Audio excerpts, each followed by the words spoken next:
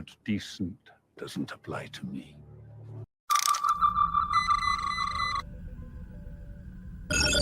Incoming transmission. Welcome to Saving Star Trek, a show talking about one of my favorite shows, Enterprise. I am Linda Park. I play Hoshi Sato and also Empress Sato. So enjoy this show. I love that it's finding a whole new life on the streaming services. And you better hit that like button or Empress Sato will not be happy. I mean, she could make a storm happen, and she could really make your life hard. Anyways, enjoy the show, hit that like button, and thank you for being a fan of Enterprise.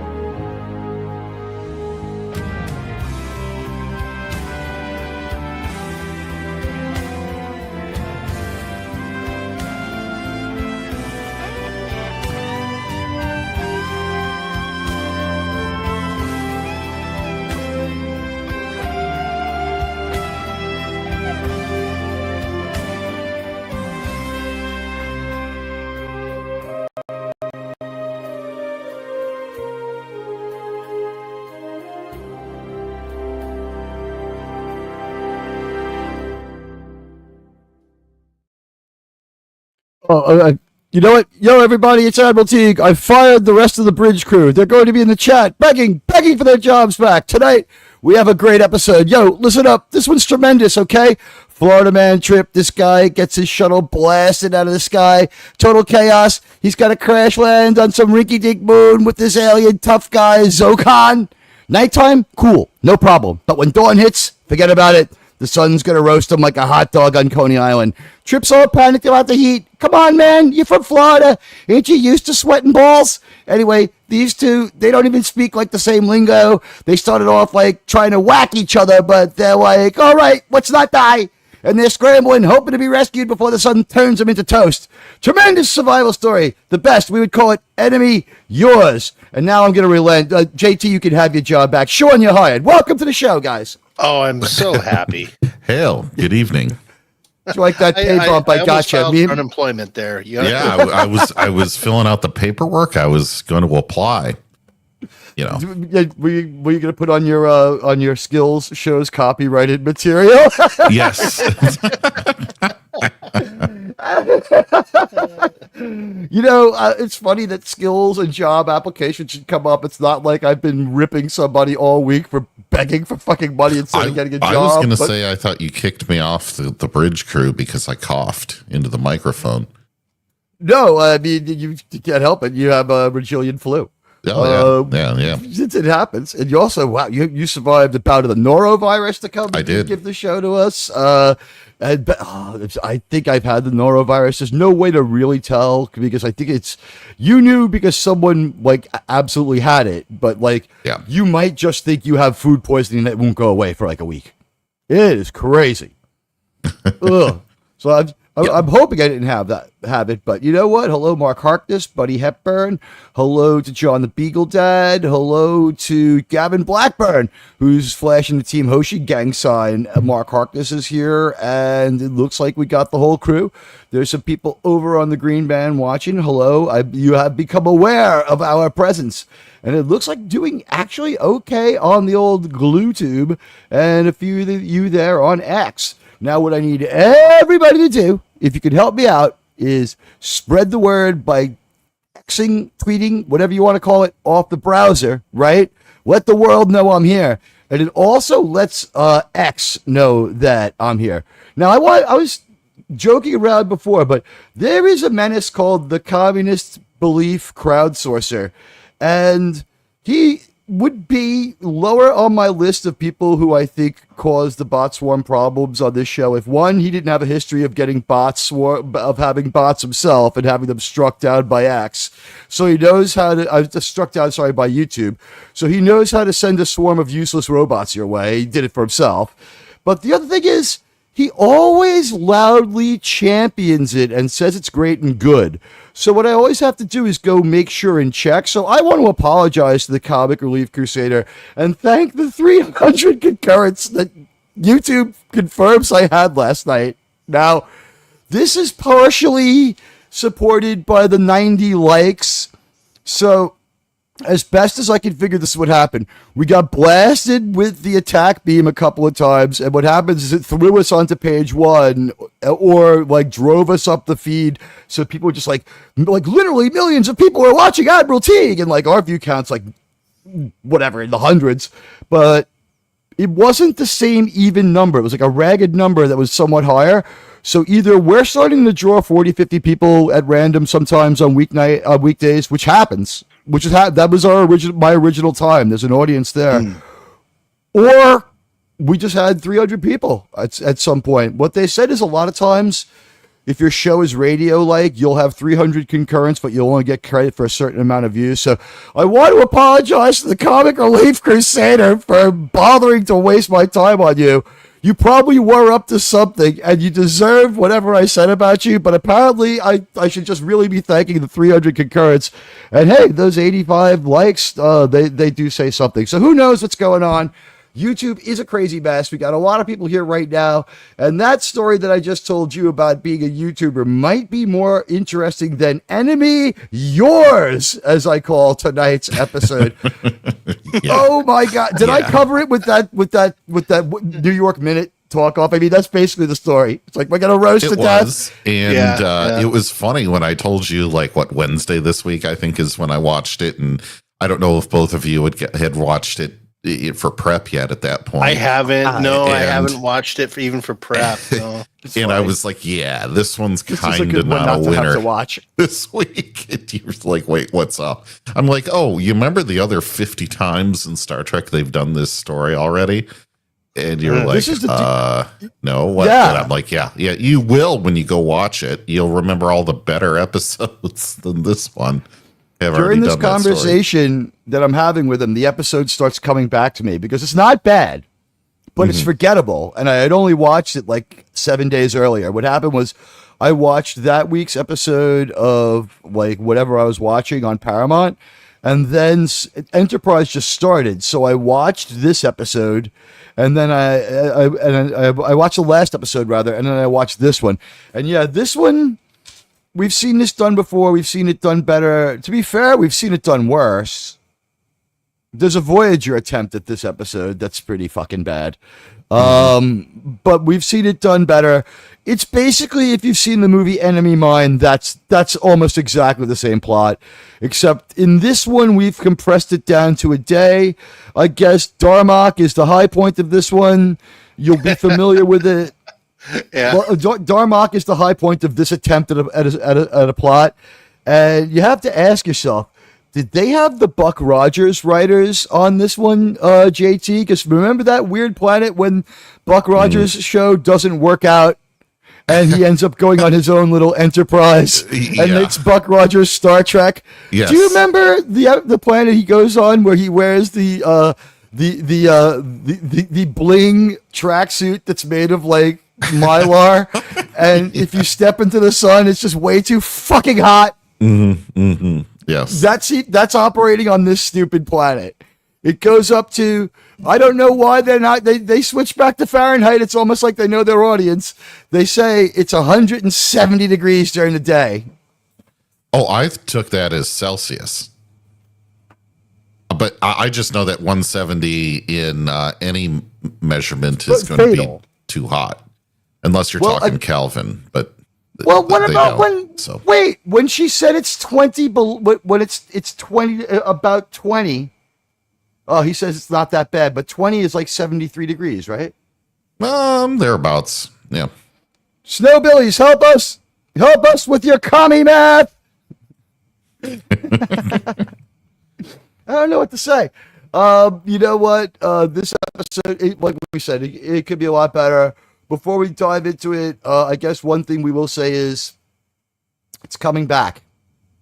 Sci-Fi CSI is coming back. We're not happy about it. We try to put we're not putting Strange New Worlds into the title. It's going to be called Sci-Fi CSI Star Trek. We're not going to. Oh well, I'm not going to have the best Star Trek review show and get my ass kicked by another channel doing it half-assed with a bunch of drunk people. Seriously, who decide to do it after we do it and then do it the day before we do it. That pissed me the fuck off, and it's not gonna. That's not happening again. Although people might beat us to the review because I guess this will probably drop on Sunday, and we're not gonna watch it till Friday. We can't get together till Friday. Well, no one else will either. Yeah, no one has the enthusiasm to skip like church or even like washing your hair to watch new Star Trek, and. We're being fair about it. It's called Sci-Fi CSI. We're not reviewing this. They're ritualizing and dishonoring a corpse, and we are going to talk about it. But they did a commercial with SpongeBob. That really bothered the fuck out of me. And did I say in group chat why it bothered me? I laughed my ass off. I did.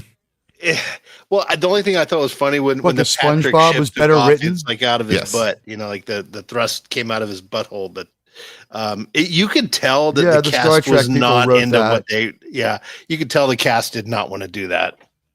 Well, Actually, I think Ethan Peck was giving the same performance he gives. None of them want to be on the show either, bro. You're gonna see. But the USS Patrick Star was probably the best designed ship in all of fake Starfleet. So it also did not have any identification numbers or markings on it. But yeah, like at least we knew what it was. It was the NCC. Fuck off. Honestly, at this point, when I talked to Tom and Andre last, I said, is it fair to call this off-brand, unauthorized Star Trek? And Andre was, absolutely, yes, absolutely. And Tom's like, oh, hell yeah. And I don't know who can fix Star Trek now. And I said to him, Taylor Sheridan. He goes, well, he has better things to do. And it's like, you got that fucking right. Mm-hmm. Yeah. At the end of 1923, I guess I'll have to address at some point. All I can say about it is it happened. They could never. I don't know if the 18-hour one-shot story ever is going to work. Like streaming itself may be a problem. Your streaming show may need to have seasons and may need to have like opening and close. Like the 18. I don't know about the 2-season one story. It was a little bit maybe on. You know what? I saw Revenge of the Sith in theaters again this week, and I'll say the same thing that Palpatine said. Have you ever heard? Streaming television is the pathway to many abilities, some considered to be unnatural. Every episode 3 has to suck. Every episode 5 has to be a letdown. Every episode 4 has to be the biggest freaking thing in the whole world. So that you renew for letdown episode 5 after boring as fuck episode 3. Where the last 10 minutes they're like, ooh, here comes next week's big guy. It's going to be a BFD. It hasn't worked. Maybe only Taylor Sheridan can do it. It's possible only Taylor Sheridan can do it. Guys, I threw up a poll, and anyone who wants can jump in on this, wherever you're watching. But what do you think of season 2 so far? We're in the middle. It's pretty darn good. Wait, 25%. You threw up a poll, or you threw up on a poll? I barfed up some questions. I barfed up words. I barfed up letters. Sort of like, some snowbillies when they make a job resume. I just barfed up some words. What do you think of season 2 so far? Okay, so it's pretty darn good as 25%. Now, we only have 8 votes, but go ahead and jump in there and vote. Okay, but too many solo stories. I would go with that one, by the way.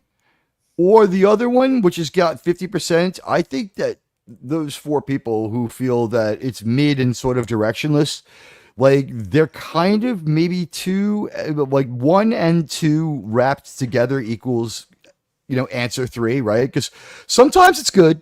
Like Carbon Creek was pretty darn good. But once again, like we've only had 1 crew togetherness story this whole season. Or if you're an old man like me, I call it Carbon Crick. Carbon Creek. I was fishing down by Carbon Creek. saw this pretty hot lady by the name of Tamir. Yeah. I pulled the Velcro on the back of her dress open. I did. It was called. She said, "Don't put on my hook and loop," and I'll tell you what I'll call it. It'd be Velcro. She hook and looped me right in. Oh boy! Hail out there to Starkavire, and I highlighted his chat there. He looks like he's heading out to do the other show with Snow as an Alf. Okay. Yeah, that's his puppet. That's Alf. Only he could get away with it. The creepiest fucking puppet. But you know what? He eats cat. So let's put it like that. He prefers them shaved or Brazilian, but he eats cat. That's all I'll say. Go for it. And hail to Snow Dub when you see him, and say hi to Sargon. I mean that 70s rocker. It's not the kind of cat that the Admiral Teague likes to eat. I do a good version of Tony doing Alf. Like when people do George Bush, they always do Dana Carvey's version. Right. Like I do Tony's George version H. Bush. of stuff. Yeah. Yeah, that kind of that. Yeah. I'll do when I do stuff, it's usually Tony's version of whatever the thing is. See, that's funny because I'm doing my imitation of Tony imitating me instead of actually doing me. Oh, yeah. Now, when Tony does my voice, it actually sounds like Obadiah Stane. Usually his Admiral Teague imitation is shouting, which is appropriate, and sounds like Obadiah Stane. He's like, Admiral Teague got 2,400 subs by making 1923 videos out of a bucket of scraps. That's how the Admiral Teague imitation sounds when Tony does it. And he does a pretty good Palpatine, but it's a better Pope John Paul II because he's got sort of a Polish thing going on in there. It's like, good, Anakin, good. But it's good. I'm just busting balls. But hello, everybody. Yeah, it is Obadiah Stane. You know it. I know it. Admiral Teague out of shuttle made out of a bucket of scraps. Tonight's episode, Trip gets shot down. Anybody want to talk about Florida Man and how he's trying to roll coal in Shuttle Pod 1 and what happens? Hey, Kronos, hello. Kronos good to see here. You. It is never fear, Kronos has arrived. Good to see you. I'm lurking. Yes, indeed, I'm jerking. Oh, wait, no. We don't know that. It's so... Rumble has a lurk setting. And I've never turned it on, but what the hell does that mean? Do you watch 3 chats at once or something? Maybe. But speaking of lurking, so weird.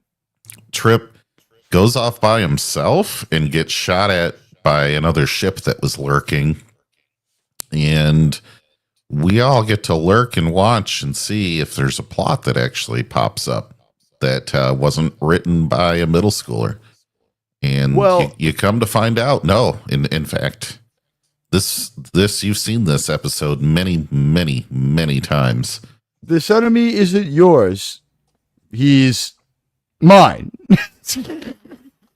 He's an enemy of your own, so to speak. I mean, there is a plot, but the movie that it comes from also could be accused of sort of not having a plot. It is a good movie, and it's very enjoyable, but what happens? It's like... two weird spacemen here on Dennis Quaid's asteroid. So I don't know. Also, this episode is the epitome of what, sometimes when you had a real boring one, Raquel would say that she folded a lot of laundry during this episode. That's what this thing made me think of. I never heard her say that. Yeah. Yeah. Huh. I guess my version of that I guess that my version of that would be back in 2002 when this was on. It's like when this episode came on, it's like wake the girlfriend back up. It's like I want more sex. This episode of Star Trek is really bad or boring, at least. All right. Well, we've put off the inevitable long enough. If you go into the Cosby, you will notice that it has not yet been synchronized. I'm doing that right now. That is done through a complex series of satellites lining up to bring you information like you've never had it before.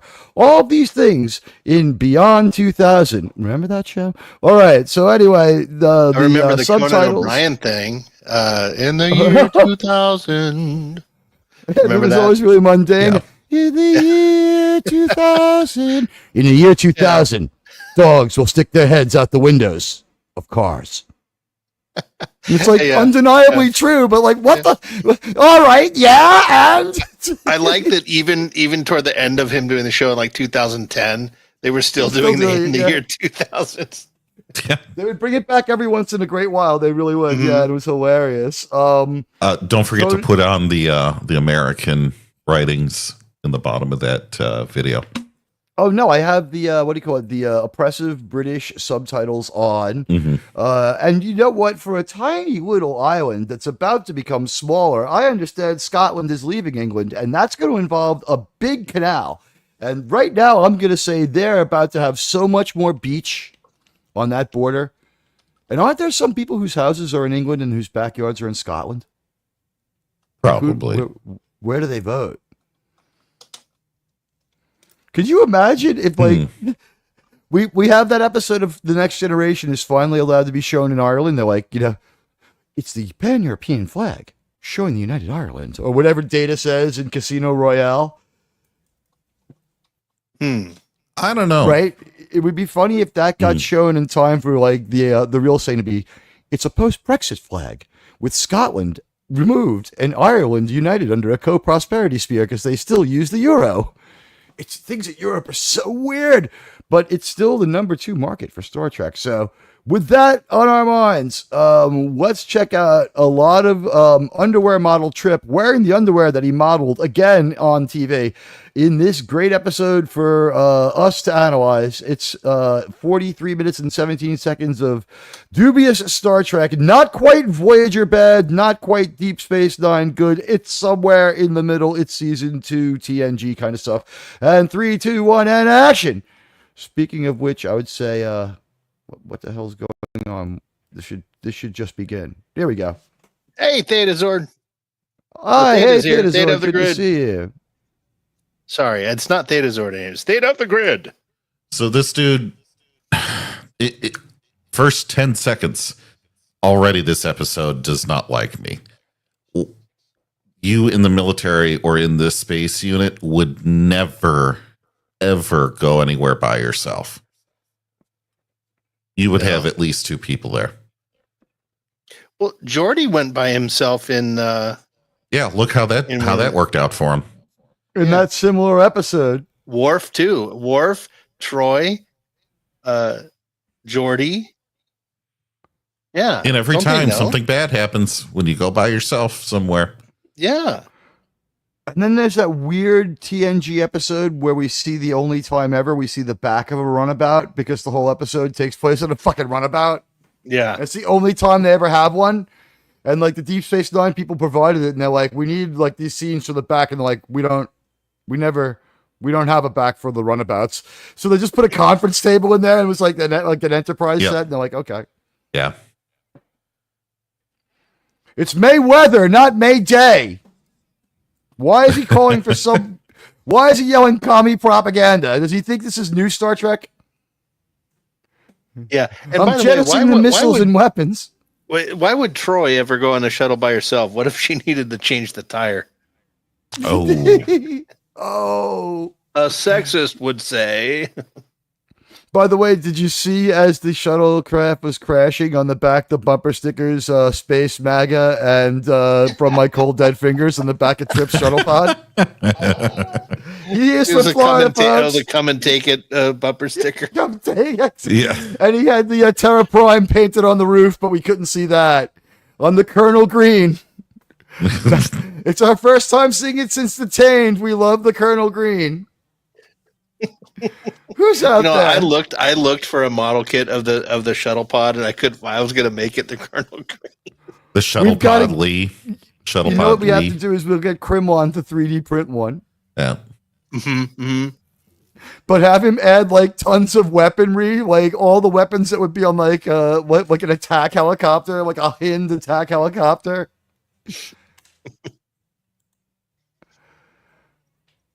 Yeah, you know what? They had to like kind of pretend there weren't families on the Enterprise in a lot of TNG episodes where Picard's like, "No, I'll risk my crew," and it's like, "Wait, bro, you're not exactly risking just your crew."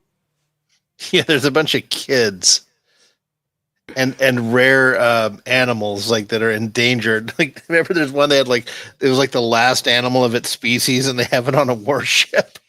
Yes, exactly. And I love Mark Harkness's observation, the real bumper sticker. My kids and my money go to Starfleet Academy. Yeah, but there would also be like a space Ron Paul sticker there. I mean, he's still from Florida. This Airwolf does rock. I thought this episode was originally about soap for washing your clothes with, because the name of this episode is Dawn. Yes. Yeah. It gets grease out of your way. Yeah. Or it could be Palmolive. They get, softens your hands while you do dishes. Madge said so. No, there's Marge. Was it Marge? It was Madge, but there's an advertising campaign that people under like 50 have no clue. That was gone by 1980. That and Mr. Whipple, like they died together in a plane crash or something. So, did you ever hear about how Madge the manicurist T-boned Mr. Whipple and killed him driving drunk? I met Mr. Whipple once. Yeah. I don't know why, but my dad had to go drop something off at his house, and I went with him. I mean, he made a lot of money as Mr. Whipple, just like the Milk of Magnesia lady makes a lot of money off the Milk of Magnesia. Yeah. But I think it's exclusive, and you can't be in anything else. And like, also, like you can't be in anything else. Like, what is Flo in? I don't know. She does not look like she does on the thing, though. Well, I mean, it's been 25 fucking years of Flo. I know they make her up heavily. If you want to see what she really looks like, she looks like she's in the show Cavemen from the Geico company. Remember when their show became a TV show? Or the commercial became a TV show? She was the writer and one of the stars. Wait. This is why you don't go anywhere by yourself. Because you crash land, and what if you broke your leg? Wait, hold on. Theta, I was 5. It's like 5 or 6. I barely remember. Show us on the doll drunk. where Mr. Whipple touched Sean you. Was sober. Yeah, show us on the doll where Mr. Whipple squeezed you. So squeezably soft, it's irresistible. Don't squeeze the Shawnee. The thing with Mr. Whipple is that he's like, it's so squeezably soft, it's irresistible. I'm thinking like, it's not like you're going to be particularly picky about the toilet paper. Like, you want good toilet paper, but it's like, that's kind of like, it's not like it's irresistible. It's like, it's going to happen. You might as well have good toilet paper. Would have been a better way to put it. I mean, it's irresistible. It's like, you know what? Now that I've got the Charmin, I can complete my digestive functions. They should have gotten William Shatner to sponsor a toilet paper. Together, you and I will fight the Klingons. Such an William old joke. Shatner holds. Who's saying they didn't try that? William Shatner, and he was like, "I have dignity." I want to say the old nun at my school did not understand why we were all fascinated by the civics movie that we watched, and it's like, hello, this is William Shatner on the 3 branches of the United States government, and we were all just like rapt attention, every single person. So I miss in the very beginning. Did Trip shoot that guy down too? Like, did they shoot each other down? No, there's something in the atmosphere that caused them to both crash land. Something like that. Sean doesn't like to be reminded of this, although Lucy Liu getting older, it's got to be easier to hear about now. Yeah, it still hurts. She's aging like wine, yeah. I'm aging like cheese left out on the counter. Vinegar. Everybody on Saving Star Trek basically looks like a member of the Rolling Stones. Like, we've got something really wrong with us.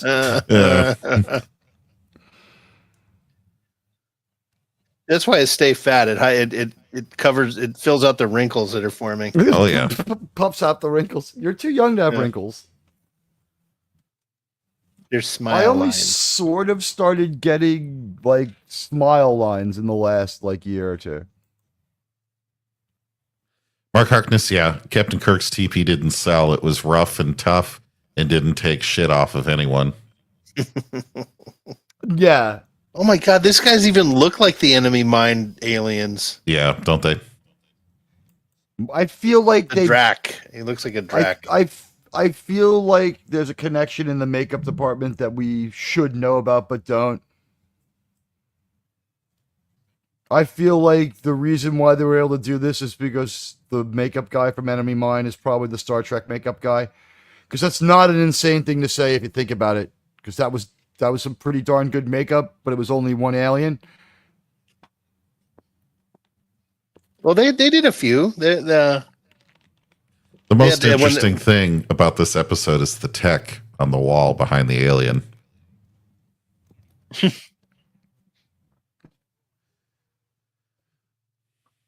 Please tell them it's a Warp 5 ship. I love when you make that threat. Yeah.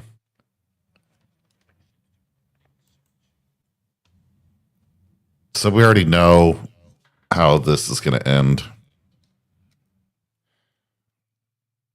Like, this is the thing. No, you aren't wondering for a minute what's going to happen. There's very little dramatic tension, if any. You're like, the only thing you really wonder is, will Trip, like, let the alien die or kill him? Yeah, and I don't care. Seriously. And I don't care, you know?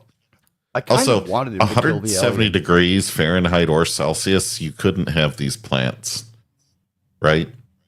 Well, I mean, maybe. We don't know. They're space plants. I like how they're always on these tiny moons and asteroids, but they have full gravity. Yeah, as Earth does. It's spinning really fast. Yeah. Oh, there he is. I'm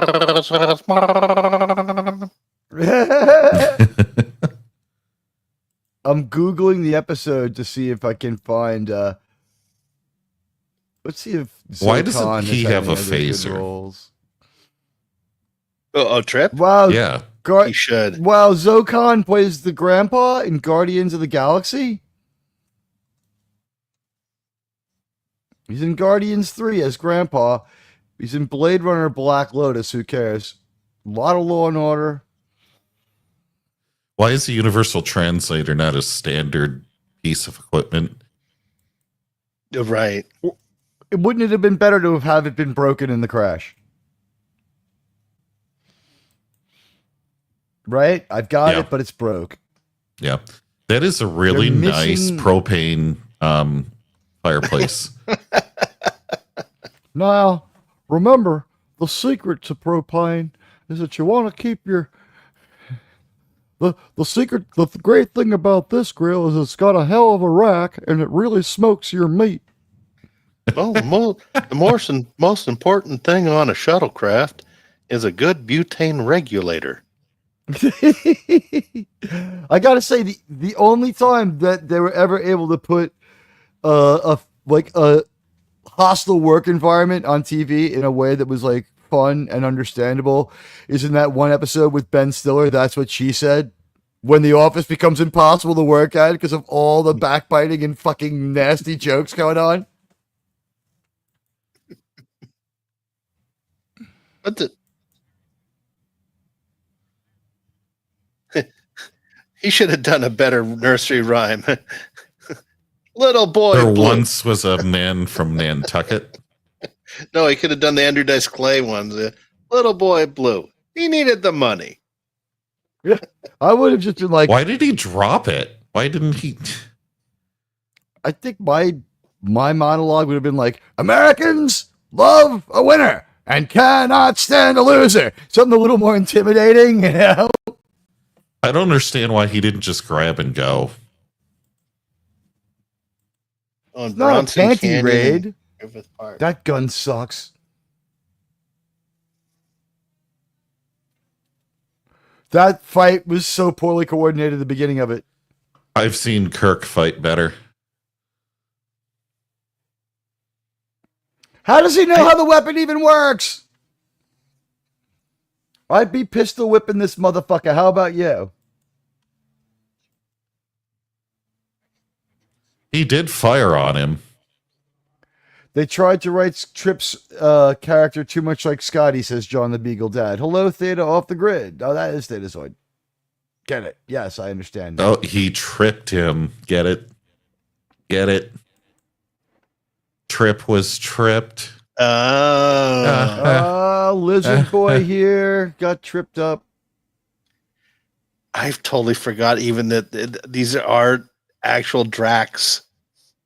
My God. They didn't even bother changing the alien. I feel like there was enough ownership. Like we had the writer of the movie, maybe, or something like that. This is like kind of swaggering in the level of similarity. Like it's unconcerned about the lawsuit. You betrayed Shiva. You're saying stupid Florida man. Yeah.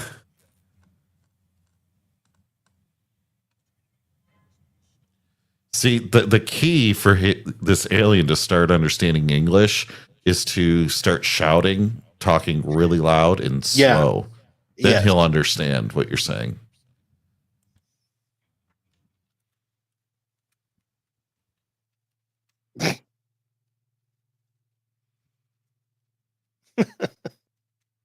Well, double dumbass on you. Well, he's going to eat him.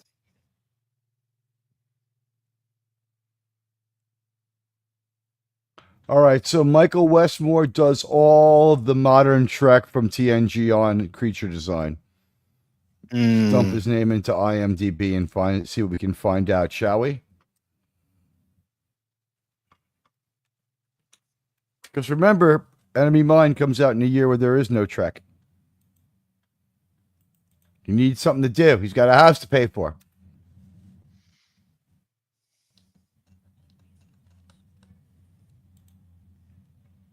I gotta say that it is pretty good makeup. Bum, bum, bum, bum, bum, bum, bum, bum, bum, bum, bum. It's great. Yeah. So his movies are Star Trek First Contact and stuff like that. Star Trek Generations. Someone put the double dumbass on you gif in the theater. Rocky 5. Blood of Heroes. Johnny Handsome with Mickey Rourke. Their relations were difficult. Masters of the Universe 87.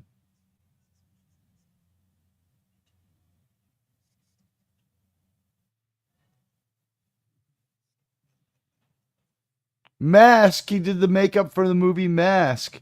Oh.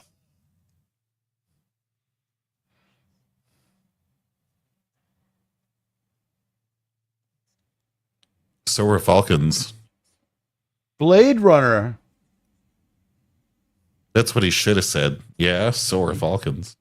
We've seen how you interact with the Andorians. Oh my God! One of his early credits is Land of the Lost. He did not do Enemy Mine. So this is sense of electronics. He probably just fried the whole thing by doing that. Well, it's okay. He's a sci-fi engineer, so he has a wizard-like ability to turn anything, including those rocks, into a ship. It'll be like he'll need a couple of days, but he can whip those rocks into warp speed orbit, a warp speed shape in a couple of days. He just needs to use the alien's weapon to get the impossibilium ore out of the inside of those rocks right there. Gil and Jalad at Tanagra.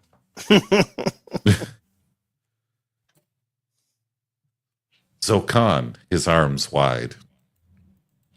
Zho'Kaan! I do kind of like they do add a little quirky thing, like the way he nods. He does like a little jerk with his head. The Turetians? Yeah, they should have called them. Guys, you tell me if this thing I saw on X is real.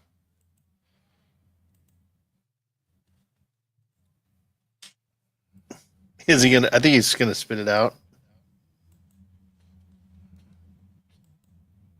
Oh yeah, that's real. That's real.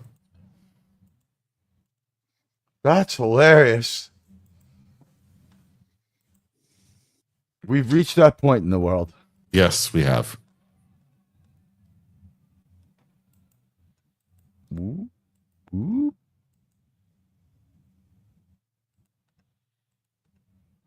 It was just, bad booze. That's it. I like how when it spilled out, it looked despicable, though. I mean, all right, at least, okay, so this species drinks motor oil. Prison wine. I think it's prison wine. If it was prison wine, Trip would have been like, I ain't had this since I was in Tallahassee lockup. Please do what John said. Share out off the X browser. We'd like to get a respectable number going. We're the last fans standing for Star Trek. And pretty soon we got to go to war. War against the Federation when they send us their strange new lows. Yeah, Gavin, this is the epitome of uninspired. Oh, is this like where he spits on him? I agree on Black Lotus. Yeah, this was like a little weird and why? What Florida man gets spat on and doesn't immediately punch the person? What New York man, by the way? I would punch I'd punch this guy if he did that to me. Oh, did he try spinning? Was that the good trick? Try spinning. That's a good trick. Oh, Annie, I'm not ready to try that. Annie, I'm not ready to go that far yet. Hey, try spinning. That's here. A good trick. Hey, RTNZ, good to see you, my friend. It's enemy, not yours, but that's right, mine. It's enemy mine. We're watching Dawn.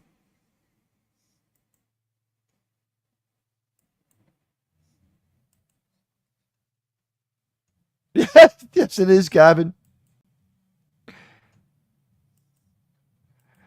We love this Florida man. We love Florida man. We just have fun with Trip.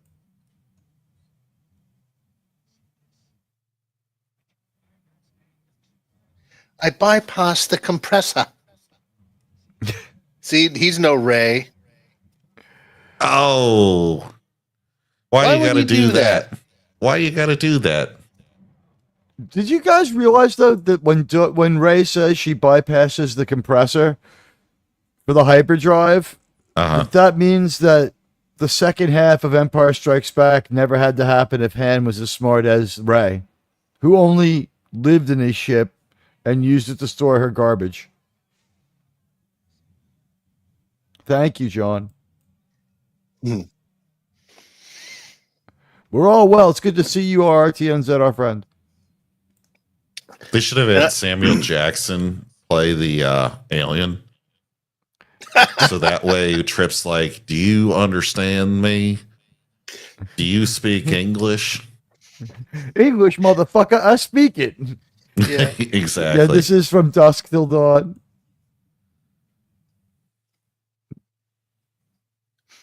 So I just want to tell everyone hang around, because after the show and we give our reviews and have our discussion, we're going to have a little game show. A little competition between JT Kirk and Admiral Teague. So guys, it's going to be fun. Yeah, it's going to be like Rich Evans versus let's see, who's the other one they always play with? It like Red Letter Media when they're playing Star Trek, right? Star Trek trivia. You guys ever watch that? How we face death is at least as important as how we face life. Wouldn't you say, Mr. Kirk? But it is somewhat trivia-esque what we're going to do. You know what? This is something our RTNZ brings up that's been debated a lot. Like, the warp drive is probably better because it can go anywhere. The hyperdrive is specific to helping you navigate the hyperdrive driveways. Yeah, because like now if you go off of it, you see like this big spaghetti monster. It was ridiculous. The flying spaghetti monster is in fucking Solo. So it's highly sophisticated navigational equipment for hyperspace because Phantom Menace proves you can still go faster than light. EFAP proved it and the Mandalorian revalidates it because what happens is the hyperdrive is out on Padme's ship. But they make it to Tatooine in less than 400,000 years. I think, unless a lot of time passes off camera that we're not aware of. But apparently, like, what happened was they were close enough to say go light speed, like, with enough instruments not to get destroyed from wherever they were to Tatooine. But they couldn't go to hyperspace to Coruscant.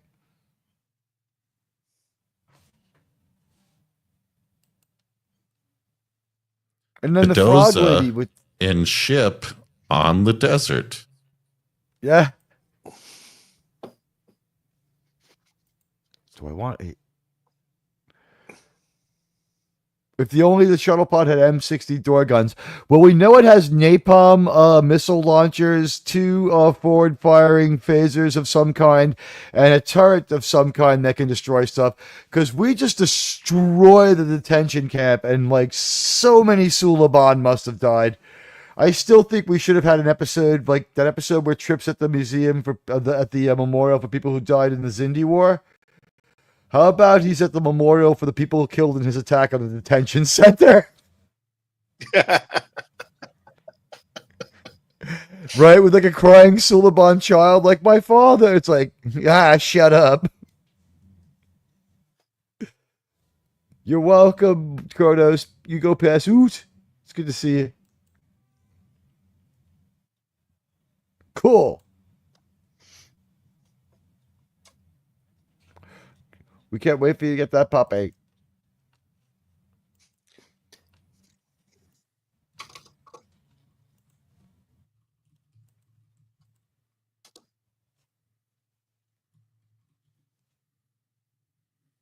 The Phantom Menace hyperdrive was leaking. Tatooine was like, the transmission's leaking, but we can't make it to Tatooine and find a repair shop. That's not impossible.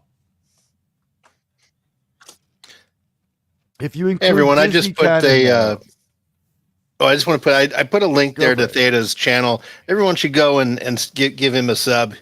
He's criminally undersubscribed. We got to get him more.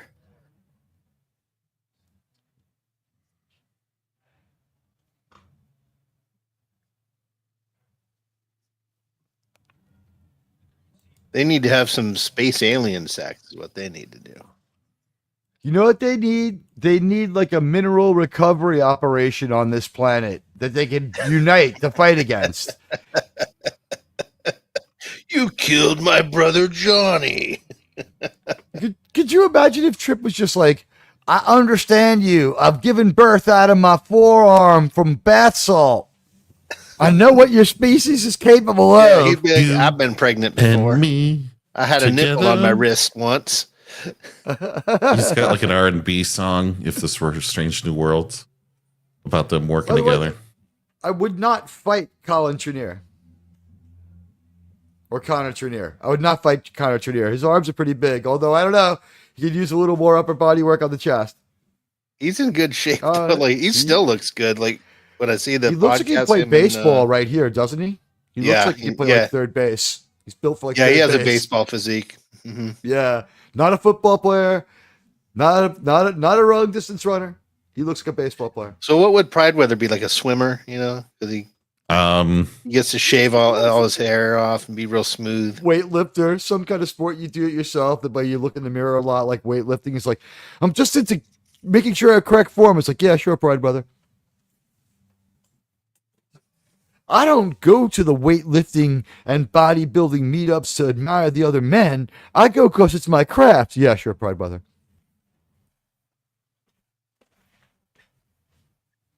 Oh. That was a good move. A little wrestling. I learned me some wrestling. Oh, that is a stupid gun. What the heck? It looked like the prop department got lazy. The gun sucks. But yeah, we knew that was coming. Yeah, kind of. You know what? Why can't we ever meet an alien race where we're much stronger than they are? Wouldn't it be great if, we were like, much more mentally stronger than the Pac-Leds. I don't know. I kind of like the Pac-Leds. I think that they reminded me a lot of our members of Congress. We won't quit. We will be strong. We won't rest. Let's pump a cane in the air to look strong. Guys, if you need a cane, I'm not mocking you. It's just, it's not considered a political symbol of strength since the 18th century when someone hit someone else with it in Congress. I think Andrew Jackson had a cane that he just used, people just had them. It was good to carry your sword gun in. They have this fight going on. I'm still bored. I know. And but I will say this: the art of this fight was that although it was not greatly choreographed, Connor Trenier sold every punch without being able to make contact and mess up that guy's alien makeup. So yeah, he did. Yeah. Good sci-fi fighting skills. We have to give him that. A+ for Connor Trenier. Yeah, and that elbow looked real. The elbow to the face. He managed to make it all look real, and he couldn't make any contact at all because of this guy's makeup, is what I'm guessing. And by the way, I do want to say this performance by Connor Trenier, both times I've watched this, I have felt that he kind of elevates this episode from whatever it would have been. Like, if this is a D, it was an F. If this is a C, it was a D. If this is a B, it was a C. You get what I'm saying? I mean, he's really good. The makeup all around is great for the alien and for his beatdown look. Now, this guy did Rocky movies, so he can do beatdown makeup well. Buddy, yeah. Trip's pink eye is cured. I like what he just did there, where he just threw the thing away. That's pretty cool. But his LASIK eye surgery was reversed, unfortunately. Right. I did like that. The only thing I would say about Trip that would have been like, if I was writing this episode, I would have the alien like pull out a device and like home in on the weapon and be like, look at Trip and be like, smile, like, yeah, I'll get that later. Yeah. But he leaves out things that we now think of that he would be able to track the gun.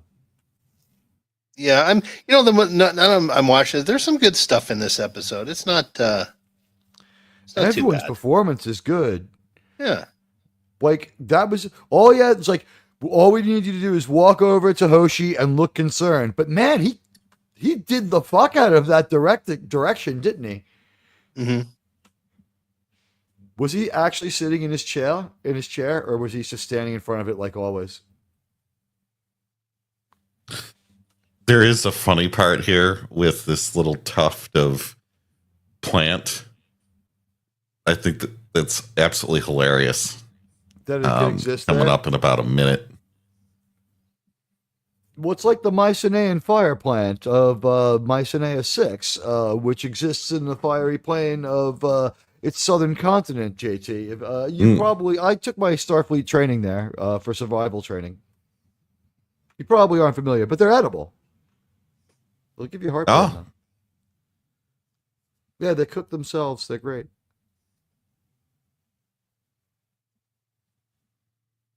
It's like you go drink your Duncan Hines pudding. Drink your bourbon. I know. For all he knows, this is like pure LSD. It's like he can speak English. Like, damn, we finally ran into aliens that don't speak English. I think he just said thank you. Girata. And then the dude is like so drunk.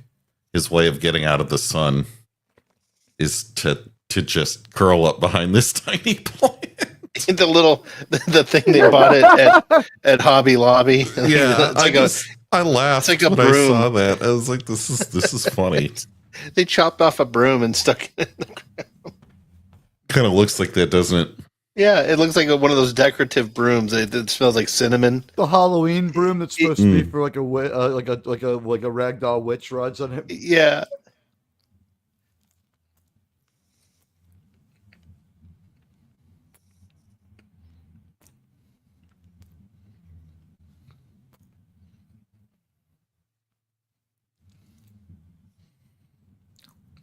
Shaka. By the way, Archer wasn't too. Archer was not too concerned about 2 degrees below zero. That's 27 degrees, like 28 degrees Fahrenheit, or -2 Celsius. No matter how you slice it, that's actually like he doesn't really give much of a fuck about Trip from the writer's perspective.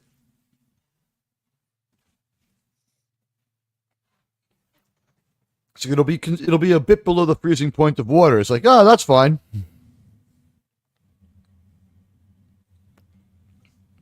Did he just order some Thai food? It kind of sounded like he did.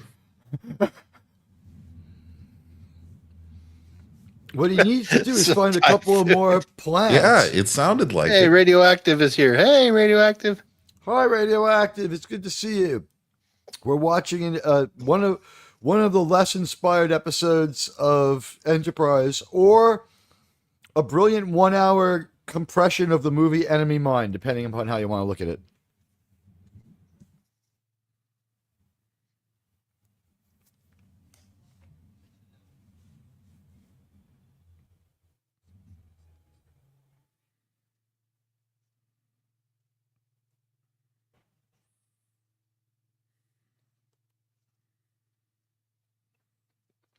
By the way, they fucked up.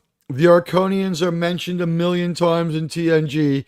There's the Iconians and the Arconians. They're supposed to be an ancient spacefaring race. Their tech overwrites and destroys the sister ship of the Enterprise, the USS Amato. And by the way, the captain of the Iconians. Are they? And I just want to say, the captain of the Yamato was a DEI hire. Donald, whatever his name is, he couldn't figure out how to fix that code, but Patrick Stewart could. Come on.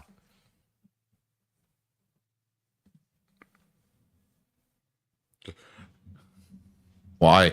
I figured out they could have fixed this. Don't they have a detention cell that they heated up for putting a Tholian into? Well, that was in. Well, that's on the Mirror Enterprise. In the Mirror one, yeah. Well, still.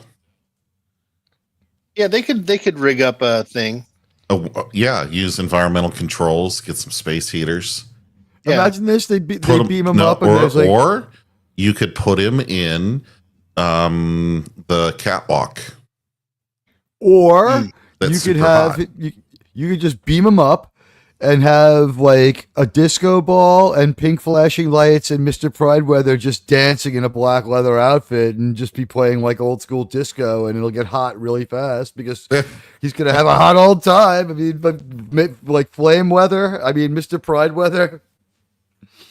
Basically, if I could have my own meme of him, he would be the same, but with like a disco stew Starfleet outfit. There was ways around this. They could have beamed it was contrived. They could have beamed down some water, or beamed down like a little thing to to block the sun. Some ice packs. Things that are inanimate, doesn't matter if you fuck them up. It's like, well, to calibrate it against the selenium isotope is going to beam you down. Like, that was the real story, like trying to fine-tune the transporter. This story was just uninspired. It missed a couple of obvious beats, and it's lost here and there, isn't it? Yeah.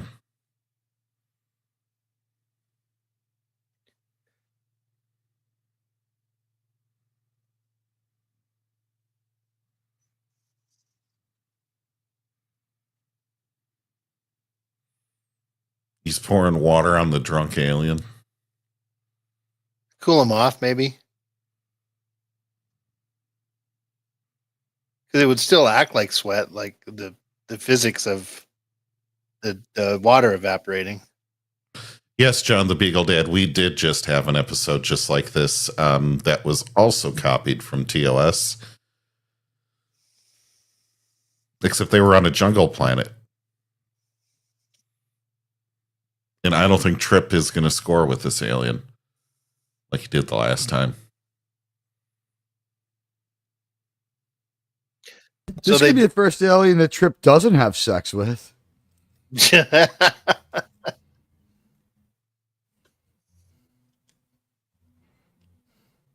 I've seen things. He's doing yeah. It almost sounds like he says that time is the fire in which we all burn. Now he's going to dehydrate like tears. He should just like burst into flames or explode.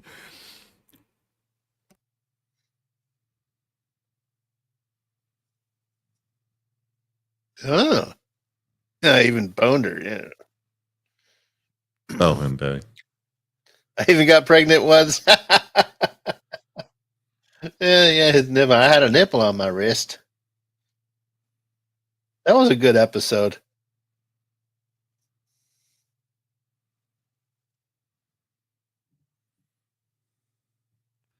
Hail to North Kegel. By the way, I just hey North Kegel, good to see you. The North remembers. But by the way, I want to point out that 175 degrees is a light simmer of tea. That is just before boiling. It's after the water looks weird and greasy, but before it starts really rolling with bubbles. It's when it's just got a few bubbles coming up. Doesn't last very long. It's a transitory state on its way to boiling. Was there 3 suns there, or is that just lens flare? I think it is trinary stars. I think it's this wasn't a J.J. Abrams thing or a Michael Bay thing. I still love his CD racks from from Bed Bath and Beyond. Copyrighted content of bad episodes. We're sorry about this copyrighted content. Yes. See, the thing is, the back half of this season's actually pretty good.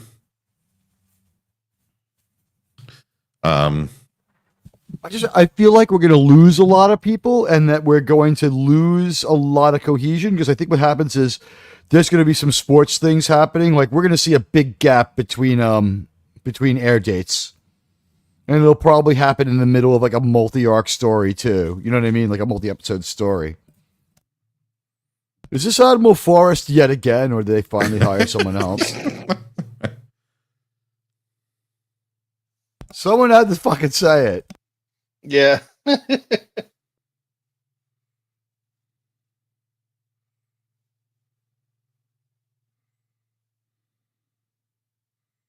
By the way, my nickname for this episode is Raiders of the Lost Arconians.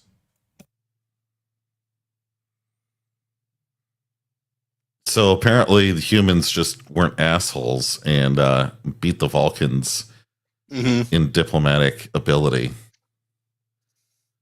Or the Arconians just met people from that other planet the Vulcans run very benevolently with forced labor camps and freaking places that you are not allowed to leave and have to live, and the people have to stay there and have no right and no vote in their planet's government.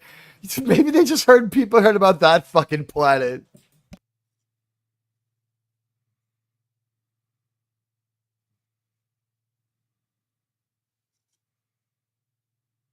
Yeah, that nod. I like that.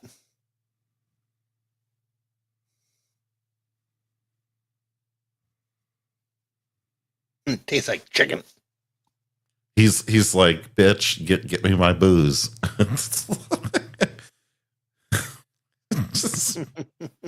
It's stupid. Yeah, why is this, I guess the translator's working now? Yeah. Yeah, they have the UT is online.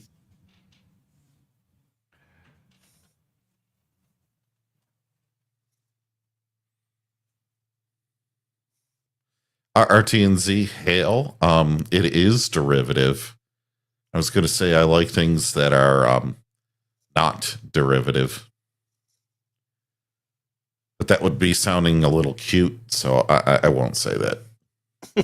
But JT, you're saying that when someone wrote the 64th song, considering there's 65th song, considering there's only eight notes, right? plagiarism began automatically.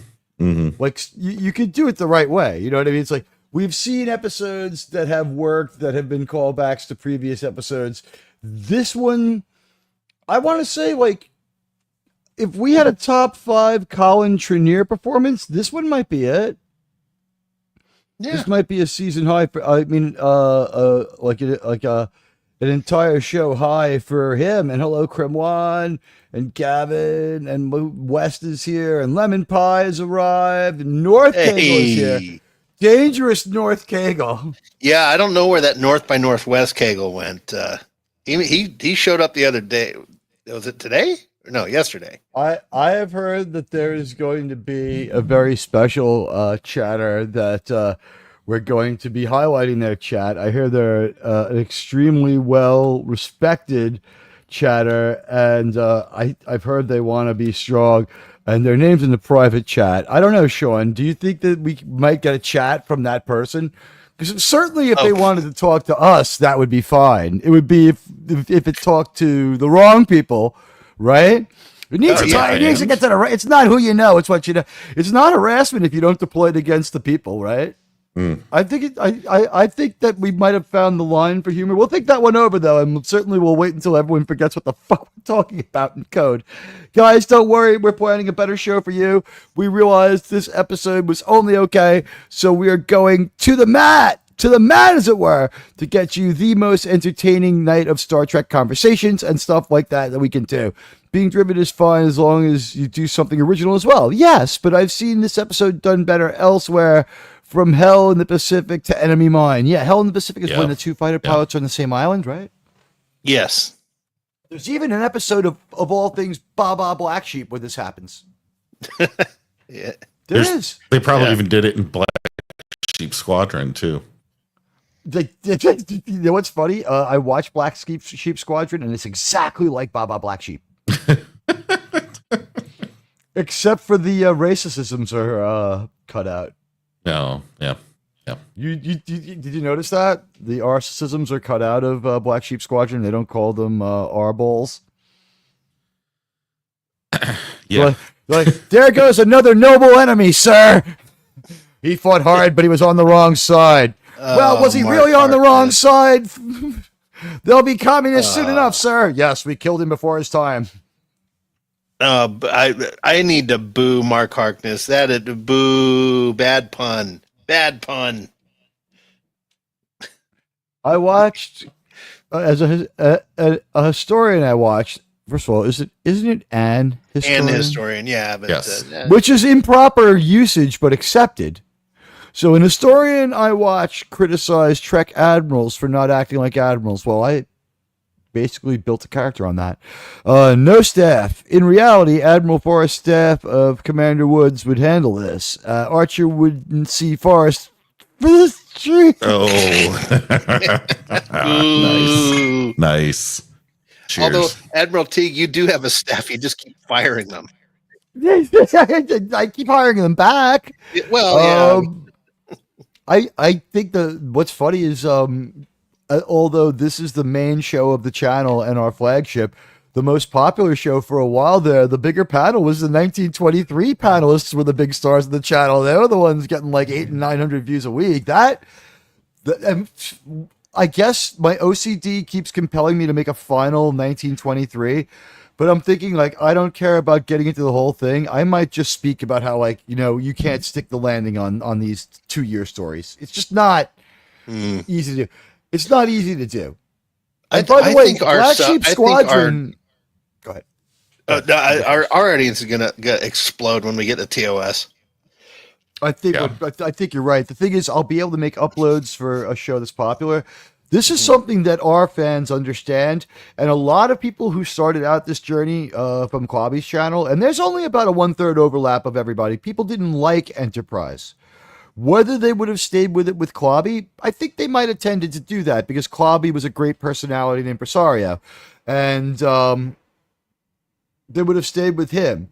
But I would agree. You had exhausted all Star Trek. Rewinding seemed cowardly. You guys deserve to continue your journey, those of you who wanted to come with. So we picked it up with Enterprise. If they would have finished the entire run, all 735, where do you think they would have gone?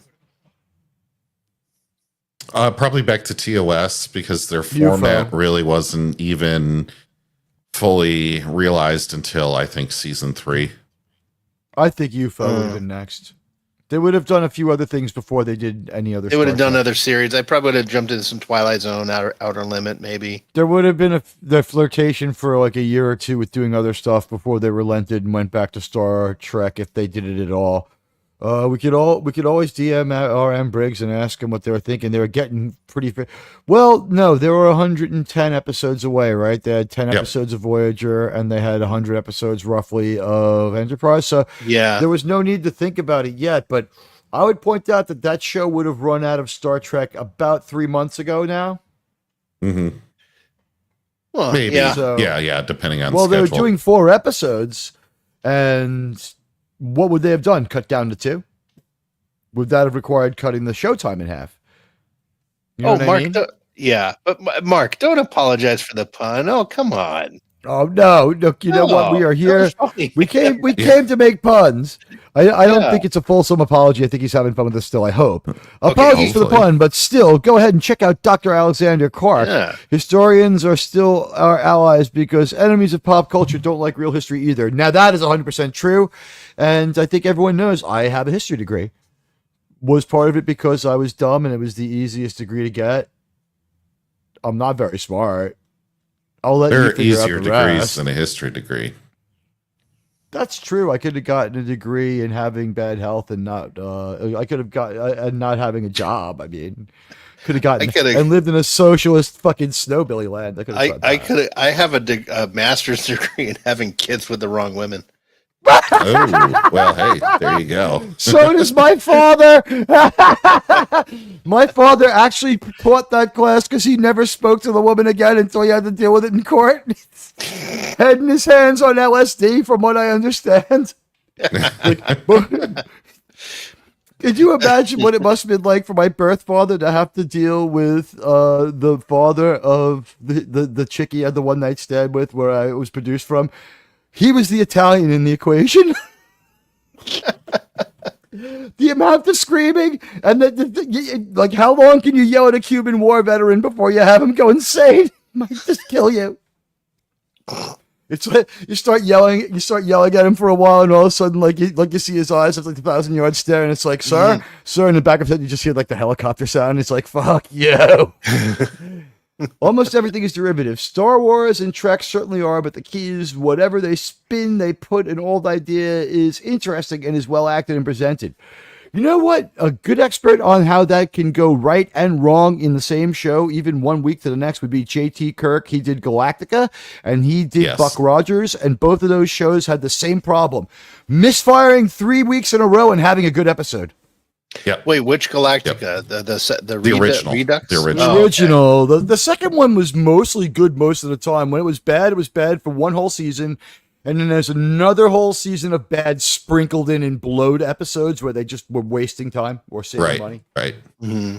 Well, they had the writer's strike in there too, which never helped them. But they weren't a regular series. They were just able to hold off running it that much longer. I don't know if they were under much production stress from the writer's strike. And plus, their writer worked for himself. He could just keep on writing before he brought in the people to do some more dialogue and stuff, you know. Like, was it Pillar or Berman? It was Pillar, right? Michael Pillar just goes ahead and keeps writing his Battlestar Galactica. No one's going to stop him. And he's like, oh, we broke into your home and we found out you were writing BSG. He's like, wait, it's going to be a cartoon. Talking the redo? Like, wasn't it Ronald Moore? Didn't Ronald Moore do Ronald that? Moore, there you go. I knew it was a Trek-related person. It's a Voyager guy. Yeah. He threw in a lot of TNG. Well, not a lot. I remember one in particular. He threw in an Easter egg. There was a locker. Someone was going through a locker in the Galactica, and the locker number was 1701D. I remember that. Yeah. I remember. I saw that. Really? I never saw that. Yep. Like it stuck out like a sore thumb. You don't see it until they close the door. I think it's Starbucks locker. Yeah. It was pretty cool. I was just happy I caught it instantly. I'm like, look at it. They hit it a little bit because it's in their font. It's in their weird font. they use English in that Battlestar Galactica, but they have their own really weird font that they mostly use for other stuff. Right. But have you guys seen The Expanse? Yes. I love The Expanse. So there was one of the last episodes. There was like some battle, and they made battle groups. Like it was like everyone was going in to make some big battle, and they had like 5 or 6 battle groups, and it was on a screen. And I caught one word, and when I paused it and I zoomed in, all the battle groups were all the individuals were science fiction names. Like one of them was Ripley, Hicks, Hudson, Apone, and then the other one was Kirk, Riker. Like it was like just blatantly right there. It was really cool because you had to pause it and like one frame only showed all of it. It was Was that the name of the other Space Marines? Yeah. When you see their names on the display, I guess is when you see it, right? The names on the EK, the whatever, the vital signs display. Mm-hmm. And all their cameras. That was, they perceived ahead about 30 years pretty well, maybe a little less, because I guess they had much better Desert Storm level observational tech on their soldiers. Everyone had a body cam and everyone had like a comm. I love that movie. That Aliens is so good. We might just have to like every once in a while do something that's non-Star Trek here and maybe do Aliens. I would do, like I went to see Aliens with my friends in high school, and we went to the Weird Mall way out on Long Island in Massapequa. Massapequa today is Alien Indian Day. word. Today is Alien Day. Yeah, 426, which is the planet, the moon that they went to, right? Yes. In the original. So yeah, today is Alien Day. So listen to this. I went to see Aliens 2, right? So Aliens, it was like the greatest, most badass fucking movie ever. And like in the middle of it, my friend's sister, who's like just like my age, right? Super fucking hot. All of a sudden I just feel something between my legs. And we just kind of left the theater in the middle of the greatest movie ever. And it was like 2 years before it came out on video for me to see the fucking end of that. But it did not ruin the friendship, and it was worth it. Oh my God, was that so you did get a happy ending, just not in the theater. We ended up like messing around inside the Christmas Village, inside the closed mall in the middle. It was like a midnight movie in a closed mall. It was like shopping mall. Well, yeah, Massapequa is a Guardian word from the Native American Guardians. It means land by the mall. Yeah. And Long Island celebrity Kathy Griffin is from there. Nice. Oh, yeah. I'm so if you say so. So is Jessica Hahn. So is Brian Setzer of the Stray Cats. Brian Setzer from Massapequa. Tales of Teague's Naughty Business. I didn't get that graphic or that bad. That wasn't like disgusting or anything. It's just like, you know what? We're still friends. We're still friends. I might actually have to give her a call. It's been a little while since I had any fun. But that's not the point. It's not the point. It's so Admiralty can maintain a non-committal relationship since the 80s. Big deal. These things happen. But you know what? Yeah, I mean, I was like the only person walking out of Aliens. It's like, damn, we should have seen Transylvania 5000. I could have just gone and seen that another time. Hey. Lived a lot of, yeah, I mean, it's a good movie, but I could have. Hey, it's Miskatonic. Miskatonic Madman is in our midst. Is Eminem for short. You know, it's 426. It's a week after. Last week, guys, we passed on this because people would have said we were too mean. I guess we could share it now. Last week, we were thinking of breaking from Enterprise and doing a double shot of Patterns of Force followed by followed by Bread and Circuses because it was Hitler's birthday and Easter on the same night. It would have been a long show, man. We would have been laughing our asses off the whole fucking time, though. Yeah. Oh, my God. I want the Saturn 2000. I put a lot of money away on the Saturn 2000, and I spent a lot of money betting on those gladiatorial games. A lot of Quatloos, huh? Did you know that was the one show that was banned from being rerun by the network? Hello, Pleasant Valley Packlead. Can we please talk about Angela Cartwright now? Oh. Pleasant Valley Packlead. Calm down, Pleasant Valley Packlead. It's welcome to the show. The Pleasant Valley Packlead is here. Pleasant Valley Packlead, have you set up your song lists yet? And would you start begging now to be back on the show? What do you think of my avatar? Is it young enough? Wow. Do I have here you go, Pleasant Valley Packland. Maybe that you like that. How do you like that avatar? All right, guys. All kidding aside, Pleasant Valley Packland, welcome to the show. We've heard nothing but legends about your Pleasant Valley pop culture takes and the Boone's Farm apple wine that you drink all day. Anyway, Boone's Farm is disgusting, by the way. Just gonna lay that out there. You ever had Pleasant Valley Packland? You don't want to go. You want to be strong. What's going to be great is if anybody gives out memberships and Pleasant Mr. Packland gets one. Maybe we should turn off gifting on Pleasant Valley Packland. Is us, guys. It's us. Yeah, we created Pleasant Valley Packland as a not so nice joke, but you know what? I think the rules with the other channel are you can make fun of anyone but Jill. The way it is. So that's how we're going to play it for a while. She's been pretty cool. It's the other people that are kind of a little bit out of their minds. So anyway. Yeah. So did we want to even deal with the rest of this episode? I don't even know if there's a way that I can rationalize it into a good score. I remember turning off the Michael Vick Jets game to watch this. That's how long ago it was. Really? Michael Vick was quarterback, I'm pretty sure. Wait, was he the one that got in trouble with the dogs? Yes. Yeah. Yeah. Big trouble. But after he did, but you know what? Honestly, one of the most, if he isn't sincere about how he felt about what he did, he is the greatest actor of all time. I was like almost in tears when he talked about how he was just led down a bad path by his own self. He took full blame. And then like the thing that really got me was what's the hardest thing about it? And he started crying. He's like, I'm not allowed to have a dog for 20 years. I believe it.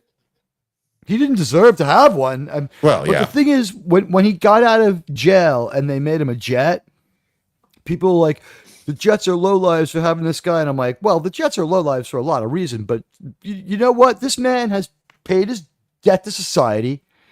He's allowed to have a job. What's he supposed to do? Go destitute? He lost $52 million and 4 years of his life in fucking prison for what he did. If we're not a society of second chances, did Michael Vick not deserve a second chance? And when I watch some of these morning shows, God, I wish someone as smart as Michael Vick was on there. You know what I liked about Michael Vick? He was intelligent, except for what he did. But he was intelligent. He wasn't smart enough to not do what he did. I'll tell you guys something. If I was fortunate enough to own a business where I had the opportunity to hire a lot of people, there are two groups that I would hire. One would be veterans and the other would be ex-convicts. I would hire ex-cons because, I would do outreach and stuff and make sure you're hiring people that want to turn themselves around. But like you said, we're a society of second chances. If you've paid your debt, you should have that chance to make things right. Are there things you can do that are so bad that no one's going to let it go? Well, I would exclude certain felonies. Yeah, there's a few things that you will get out of jail for, but anything that involves you not being allowed to be on a computer, so to speak, for the next 15 to 20 years. Or you live within a certain feet of a school. No, or have your neighbors go sign things like Luke Skywalker had to live on that island because the porgs and the freaking weirdo penguin people were the only people who put up with them. Lemon pie is a question. Lemon pie. Mr. For Pleasant Valley, Pleasant Valley Packland. If you're out there, let us know what you're drinking tonight. Is it Sterno as usual? He left. He said he wasn't wanted. It's like, hey, I'm not wanted, and he kept talking about it, and he left. I think we told him he was strong. It's usually but Molson. he didn't hear that. He just went on he saw the thing wasn't wanted, and he complained and.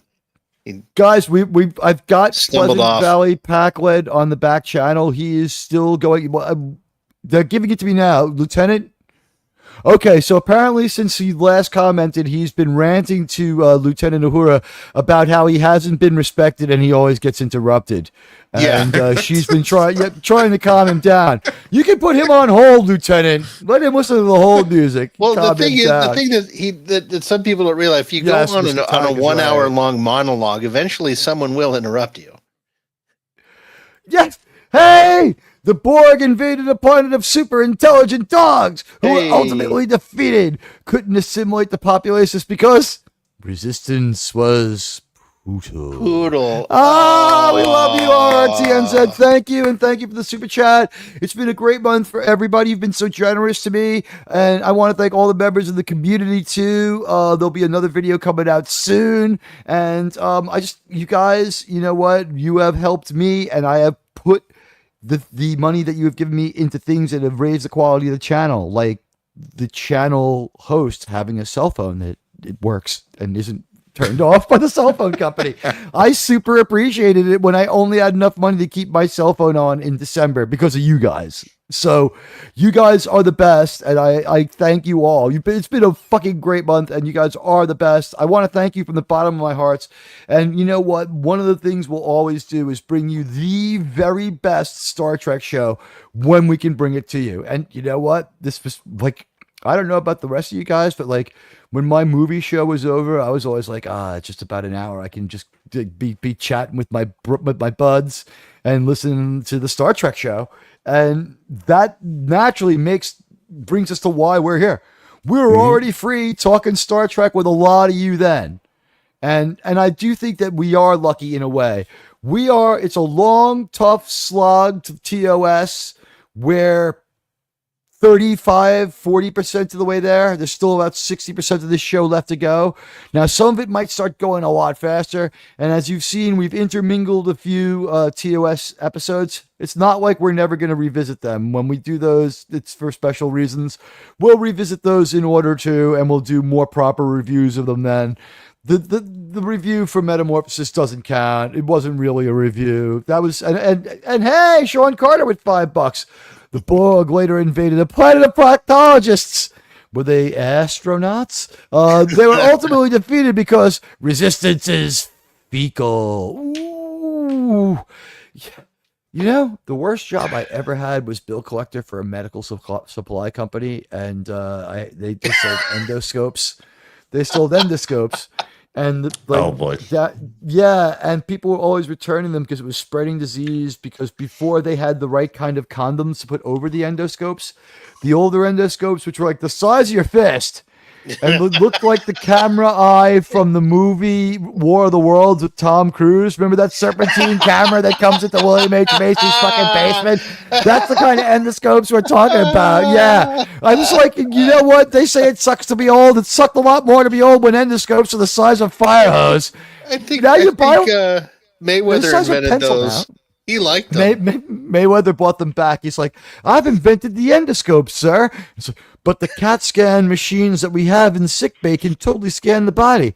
Yeah, but 10% of the crew really enjoy when we use this endoscope, sir. What's that rainbow flag on your wall, Mr. Prideweather? Oh, never mind, Captain. By the way, I just want to perform a song for you right now. Let me put on my sequin jacket. It's called Hot, Hot, Hot. Thanks, and thank you for supporting the fleet, Sean Carter and RRTNZ. So, do you know It's Raining Men is the CNC Music Factory singers? Really? You know the song We Got the Power and Let's Work? Yeah, that's the Weather Girls. Zelma Davis did not perform those songs. It's the Weather Girls. Yeah, and do you know who wrote It's Raining Men? Do you know who wrote it? Do you know who wrote it? Oh my gosh. For a $5 New Zealand super chat, it says, time-traveling Borg attacked the Chinese restaurant and were defeated because MSG and flour disrupted their hive mind. Yes, resistance was nudile. I forgot what I was cracking on before. It's Raining Men. It's Raining Men. The songwriter of It's Raining Men is Paul. Is what's his name from the Tonight Show? Paul Schaefer. Oh, you mean Paul David Schaefer Letterman? wrote it. David Letterman's Paul Schaefer was David Letterman's guy, and Paul Anka was the original Tonight Show. I think the Jack Parr Tonight Show had a song written by Jack Parr because Jack Parr played piano, but then when they get rid of him, they like kind of wipe the slate clean. And I don't. Well, yeah, Doc Severinsen was Carson's guy. I don't know if he's his first guy, but he's there a real long time, and the band stays and all that stuff. Yeah, Doc Severinsen was Johnny's guy. I don't know. The Paul Anka wrote the Tonight Show song. Which, do they still use it, or is it just now the Roots play a song? I don't know, but do you know Doc Severinsen is still alive at 97 years old? Because he still plays music. He probably still does. Remember those wild suits? Trumpet, man. Those suits are back in style again, Doc. Wow, that is kind of amazing that Doc Severinsen is still alive at 97. God bless Doc Severinsen. He's Dr. McCoy from what do you call it? What was it? Didn't he? Wasn't he 140 or 127?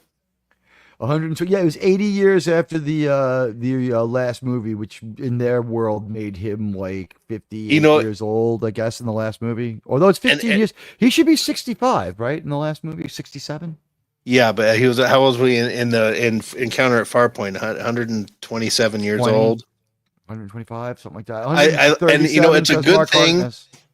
It's a good thing that McCoy wasn't talking to Geordie in that scene because he says, "I don't see no points on your ears, boy." I don't believe in no Emancipation Proclamation, boy. Yeah. We had a guy called Commodore Stone. I used that word that starts with N on him. 137. Wow. Yeah, 100. And he was still an active admiral too. But they didn't have the heart to decommission before TMP, and he came out and said, "Okay, I'll put in another 85 years. That's fine." I think it was like one of those things. It was like, well, it's time for you to retire. Captain McCoy or whatever he made it up to, like Super Commander McCoy, and it's like, well, I'll be on my way, and it's like, yeah, we're just introducing this new procedure. What? Tell me about it. I don't like it. Fuck that. No, I'm going to stay on out of principle. Admiral Nagura invoked the little-known, seldom-used reserve activation clause. In similar language, Captain, they drafted me. They didn't. Bones. This is your idea. I need you. I need you. That's when the movie takes off, that handshake. The only humor in the whole movie, the only joke in that whole movie. Was it? It's what's another one? Oh no, they're forming. Oh my God! Sorry, I got another super chat. Let's see. And that was only like 5 minutes before. Yeah. Hey, another last one. Time traveling Borg attacked medieval Europe and were defeated by a hierarchy of knights, lords, and barons because resistance was feudal. And so was some of the Renaissance. The Renaissance was partly feudal too. RRTN said, "You are a mighty pop culture warrior and a friend of this channel and many others." When you've got RRTNZ in your chat, you are rolling with the class acts. I mean, this is one of the people here who is on board first. And hey, JT Kirk with a generous $5 American chat says, "Why did 7 of 9 fight so hard against the Borg after she was freed by the Voyager crew? Resistance is nubile." Ooh, yeah. Yeah. It would seem like the more... What I like about Jerry Ryan is much like Gillian Anderson, the older she gets, the bigger her boobs get. Who's had more surgery since they became famous? Gillian Anderson's had like 4 more years. Wait, she's dead, isn't she? Gillian Anderson is very much alive. Is she? Scully? I remember she had breast cancer, did she not? No, you think of someone else. Gillian Anderson. Scully from the X-Files. Oh, I'm thinking of the blonde... it's another somewhat last name. I don't know Anderson. Who you're thinking of, but yeah. Pamela Anderson still alive too. No, but Gillian Anderson has completely remade herself from tip to toe. Like maybe her pinky toe still looks the same as it did season 1, while she's still recognizable. JT, would you like to comment about the amount of work she had? I'm thinking of Ann Jillian. Oh, Ann Jillian. Ann Jillian. Yeah. She is still around. Ann Jillian is still around. She survived. The thing, you know what? What's weird is it didn't have a big effect on her career. She did recover from it, and she got like reconstructive surgery. It was fine. But yeah, I remember. Okay, she's 75. I thought she died from breast cancer. No, she had a mastectomy. Mammectomy. But what's really weird is she was famous for looking a lot like Deborah Harry, who doesn't have a lot going on up there either. You know what I mean? So it's like in her career, just to have much smaller boobs and stuff, like she just kept on trucking on. The only person with huge boobs who looks like Deborah Harry is Michelle Pfeiffer, and those came later too. But like Michelle Pfeiffer and Deborah Harry have a weird co-relationship. Like, it's like one can't act, one can't sing. We've seen Grease 2. Michelle Pfeiffer can't sing. We've seen Tales in the Dark Side. You know what? I'm sorry, Deborah Harry can't act. I love Deborah Harry. I've seen Deborah Harry perform live like 50 times, and I was really upset to hear that the drummer of Blondie, Clem Burke, died. But she can't act. We all saw Videodrome, right? I mean, did we all see Videodrome as a kind of basic sci-fi 101 viewing, right? Maybe. Yeah. There's a Kovitz from Daniels from Enterprises in it. Kovitz wrote it. It's a it's a movie by the guy from Star Trek Disgracery. What's his name? He's more of a sci-fi. He's like the big futurist. The chat will know his name. I forget his name. He did Radiodrome. He did Videodrome. He did what was his other fucking movie? It was always weird futurism stuff. Did he do Looker? It was always weird futurism. He was not Deborah Harry was she was good in Wise Guy. Yeah, in TV size roles she could pull it off. She was never really that good in a movie. And she if you're thinking of the one from 24, she was also the Borg Queen in Pew Card. Annie Wershing? I don't, but I was going to say, guys, before we get further, I mean, we're having an awesome discussion. Should we rate this episode we watched? I want to get the scores out. Oh, okay, let's go. So let's rate this episode. Let's start with you. You're eager. With who? You. Oh, me? You're eager. You're Sean and you're eager. Okay, and I just want to say, I'm an eager beaver. Yeah, yes. No, I was saying, so yeah, anyone out in the chat, you want to put your little grade or comment? David Cronenberg, thank you, RRTN said. I knew it was, but my mind was blanking. Oh. Yeah, Annie Wershing is in. We wrote this. Annie Wershing is the one who got the song. She got her own song parody from us. She got the Oasis song parody of, and it's I think it's a member song. You can just listen to it, but it's Oasis, and the song is Oasis is the name of the episode. She is the one person in the episode Oasis who is real. Aside, I guess, is Odo real too? Is Odo real? Well, they're Odo. Is Renee Auberjois' character in the episode Oasis real? Yes. Most of everyone is a hologram except her and him, right? He left his post and everyone died she but beams him. up. Correct. Yeah, she beams up with Archer or Trip. Admiral, there was another super chat.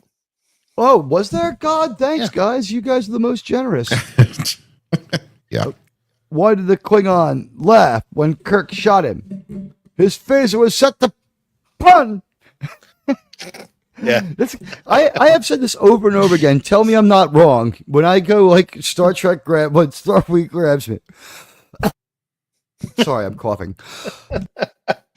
When Starfleet grabs me walking around in the 23rd century, and they're like, Admiral, sir, Section 31 needs you, sir, only you can do this mission, sir. You can have one piece of tech you want.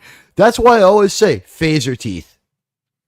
Phaser teeth for the most stunning smile in all of space. Yeah, don't do that. Yeah, but think about that too. Like you can't disarm me. I could blow. I also could blow people away with my smile.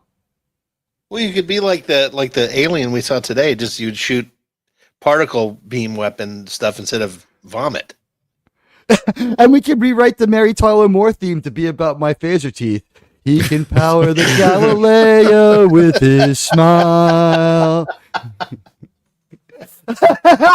Something like that, sure. Yeah. Anyway, yeah, guys, go ahead in the chat. Go ahead and put You your can grades take a nothing star date and suddenly make it all worthwhile. Yeah, guys, go ahead and put your grade. Give us your opinions.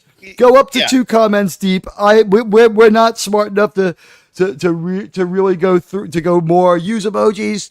2. If you gotta go 3, go 3. But I'm dyslexic and dumb. None of us are all that smart. And this show eventually at some point does have to end because JT, I think, has about 25 minutes left before the coffee stops working and the booze kicks in. Well, that's why you have both at the same time. Perhaps. Well, I'm sober as a judge tonight. Really?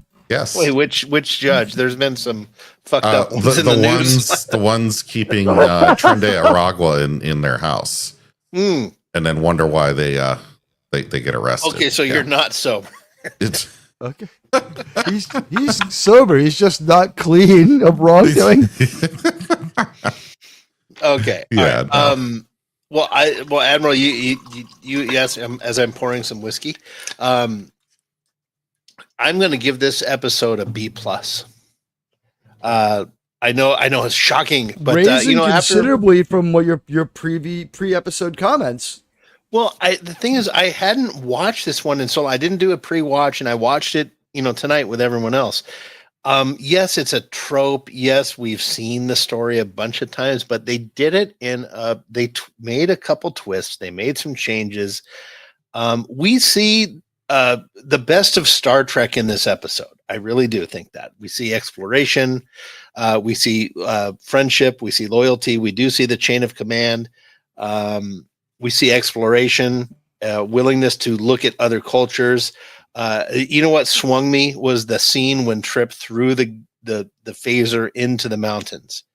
It was really well filmed too. That was well done. It was a powerful scene, a powerful message. Like, we're just going to get rid of it. And they weren't the best of buddies at the end. It's not like they formed this great friendship. It was just a mutual respect that they had for each other at the end. You're a lot cooler than these Vulcans you hang out with. Was kind of basically the aliens at the end. They didn't form some great friendship at the end. The guy still said, "No, I expect you to leave like we agreed." But we did learn some, like Archer learned something, Trip learned something. We see a new species. We see some cultural interaction. Cool looking new species, even if they were stolen from another movie. Yeah, that was fine with me. There was some cool science fiction stuff in there, like he could heal with spit from his mouth, which was interesting, and attack from with the same method in the Trip's eyes and blind him like mace or something. Well, human saliva has healing properties. It as well. Does, yeah. But not like instant, like we saw. Not in some things that people have employed their saliva for that have healed me. But How do you know it would heal a human? You know what I mean? Right. That's kind of that was the risk. With that one. That was quite the risk. It was, right? but it was. Turns out what heals us poisons them. He was very instinctive with that, and it was kind of cool, and I liked it. I really enjoyed the episode. I'm going to give it. It's not an A. It's not A tier because it's tropey, but I give it a B+. I give it like an 87. 87 out of 100. I'll ask you this. What would you give Colin Trenier for his performance? Connor Trenier. A, absolute A. He sold it. The fight choreography was good. You made a great point about it's alien makeup and weird, and they didn't mess it up. The fight coordination gets a lot better when you realize that. Yeah, they're selling it still pretty darn good without making. I mean, you don't make contact anyway, but you are really taking a risk there with that sci-fi fight. Yeah, but no, I think this is really good. I was entertained. They threw enough variations in that trope, like enemy mine, that whole thing, to where it stayed interesting and the story was cool. So yeah, 87 B+. Mr. Kirk, I've allowed this to briefly become a democracy. Go ahead and give us your opinion, sir. Well, Admiral, I do not share quite the charitable view of this episode that Sean does, but we're allowed to disagree. I think the lower ranks of the crew here. I think there's some good points that were brought up. The acting was pretty spot on, and maybe a little better than maybe the episode deserved, particularly out of Scott Bakula in a couple places, right? The acting overall was not bad, right? The makeup, the costumes, whatever you want to go to on the technical bits was well done. What really just tears this down is these writers should have known better, because I believe some of these writers have probably written some of the episodes we can all name where this story has already been done before. I do not think there was enough different or unique to merit a revisit of this idea. And because of that, we get another episode in the front half of season 2 that's just boring or uninteresting, and it follows right on the heels of another trip episode where he gets marooned and crashes and has to work with somebody who doesn't necessarily like him to survive. And the back half of season 2 has some pretty good stuff in it. Why do we have to get through this drought? Why? Because we don't have any money. This planet was cheap. I still think this should have been written differently. There was room to try something else. Right? We saw some obviously missed opportunities for damage control and ridiculousness suppression. They've messed up on suppressing some of the ridiculousness. Like you said, when he crawled over to that fucking plant, it was great. It was great. That was funny. Yeah. Some of that was funny only because it was so ridiculous. It was right up there when Kirok and Miramani are being stoned with sponges at the end of the episode Paradise Syndrome. Yeah, exactly. My wife, Bones, my wife. Yeah. So, I mean, you sit there and you say, did we need to see this? No, absolutely not. Did they give us any compelling reason to ever watch this after you've seen it once? No. And for that, I just don't see how you can give it top marks. And I won't. Even though, the actors, actresses, a lot of people tried, the writers didn't. So I'll give this a C-. Okay, that's fair. JT Kirk, the Russian judge, absolutely no compassion. You know what? The episode took performance-enhancing drugs, which increased my enjoyment of it by mixing other stuff with it. There was also a little Galileo 7 in this one where desperation sort of figured into their success. Not a lot. The thing is that when they were oh damn, it did the top. It always reverts to top chat. I fucking hate that. Yes, it makes me so pissed. I want the live chat. I want to know what every single one of you has to say, and I also want 30 likes as a goal. If you're out there and you haven't liked the stream yet, please do so. And welcome to the analysis portion of our show, where we do the portion of the show where we analyze stuff. And also, by the way, stop showing copyrighted material, Admiral Teague. Admiral, before you get there, you made a mention about crawling behind a little plant that looked ridiculous. I will present this as I think this is something that has been prevalent in Star Trek for a while. And go ahead. Oh wait, there it is. Yes. When Kirk says, "Bring some flowers to your ex-girlfriend. Here's a handful of straw." It's the very first moments of Salt Vampire. Yeah. When you said that, when we saw that little broom, I thought of this. Oh my God! Scene. They were still just sitting in the prop room. Could you imagine? Like, we still got some of that grass from the episode with Nancy Crater as the salt monster. It's the same pull that stuff. out again. You know what? Blow it off with a leaf blower in the parking lot first. Who knows what's on it?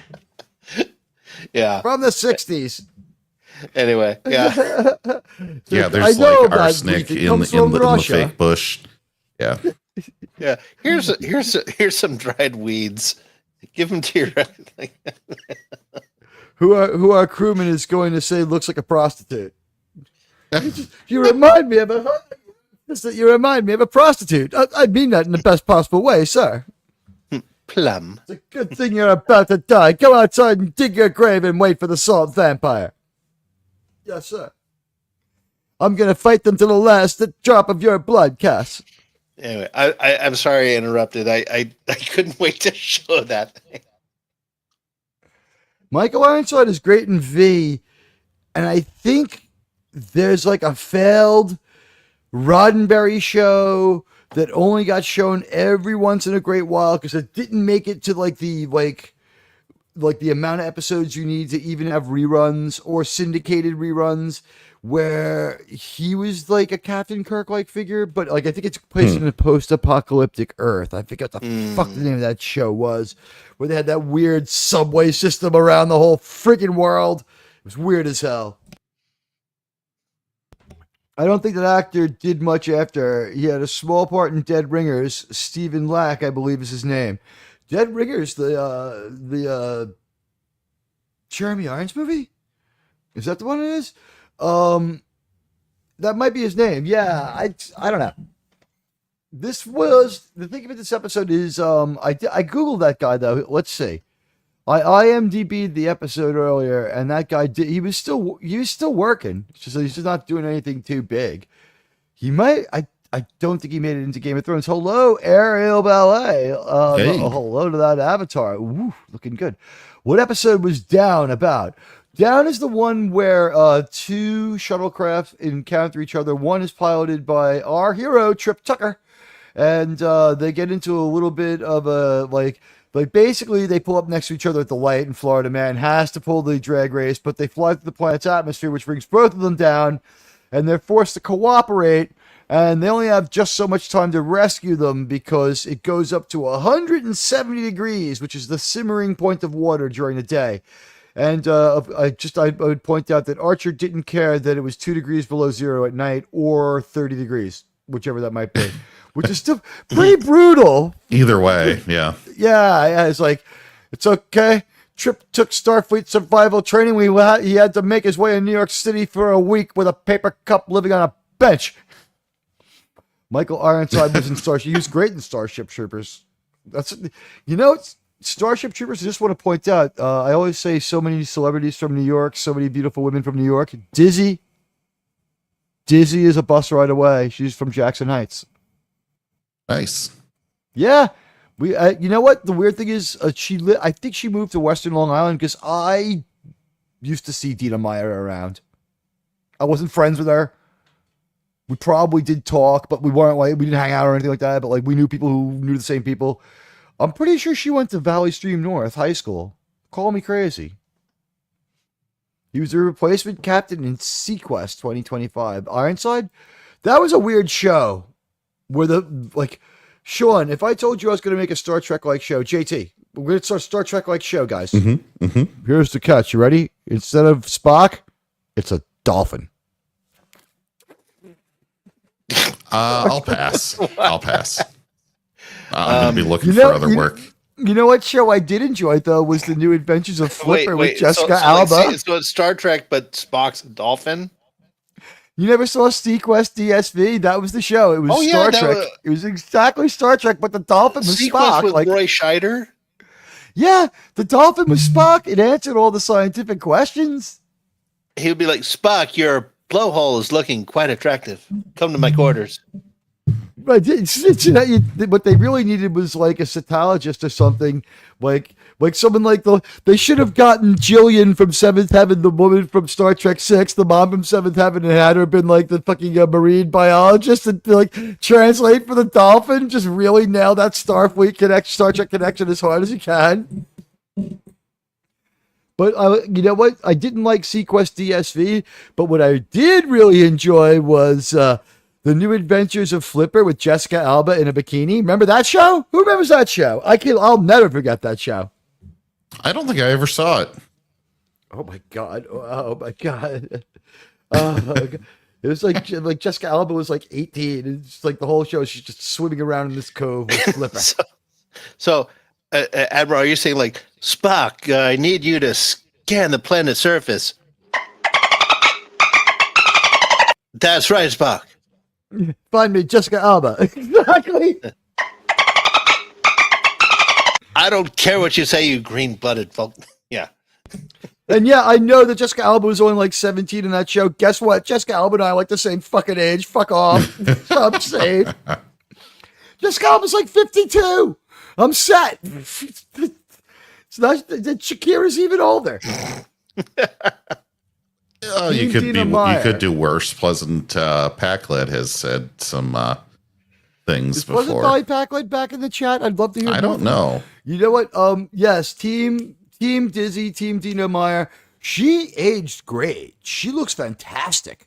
I still think she looked kind of weird naked. I still thought it was weird when she was on Beverly Hills 90210. But Dragonheart's a good movie. I like her. She kind of worked with Sean Connery. I wonder what she does. I guess, does she just show up on Law and Order every once in a while as like someone from like a rival police agency or something like that? Is that what Dina Meyer basically does these days for acting? I mean, I would imagine she's still employable. She looks the same. Have you seen her? No. She looks the same. Oh, we have someone new in the chat. Andre's hammer. Yeah. Andre's thick Nordic hammer. Oh, Admiral Teague, the next time you are on Midnight's Edge, I want you to do your pattern. Well, I'll tell you, Andre. I appreciate the chat, and I will consider doing just that. You know what? Welcome to the show, and thank you for agreeing with me that but the strange new, it's going to shrink Star Trek a little bit. And it's going to make it very hard to grow the Star Trek side of the channel. Guys, if you know Star Trek fans, now's the time. Let people know. Word of mouth is the best advertising you can get, aside from me going to people's doors and knocking on them and like being like, have you heard about my Lord and Savior, the Prime Directive? Jessica Alba looks, yeah. She still looks great. You know what? I mean, I guess we could. Would Paulie would certify this? It's the Latino DNA, right? Her and Salma Hayek look great. I got to say that Andre's thick Nordic hammer is an account I made, and I did a super chat in Midnight's Edge, and they were cracking up.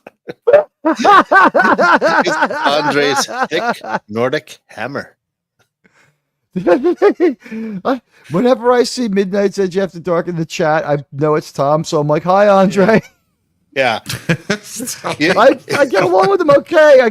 We wonder why Admiral Teague doesn't want to invite Tom and Andre to come on the show. It's like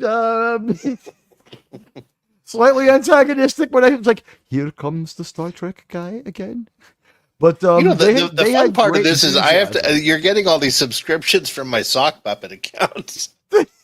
Because I've got 2,400 like real subscriptions. I would say out of 2,400, 25, 26, 200 of them are abandoned or probably going to be killed off by YouTube at some point for being like spammer or weird.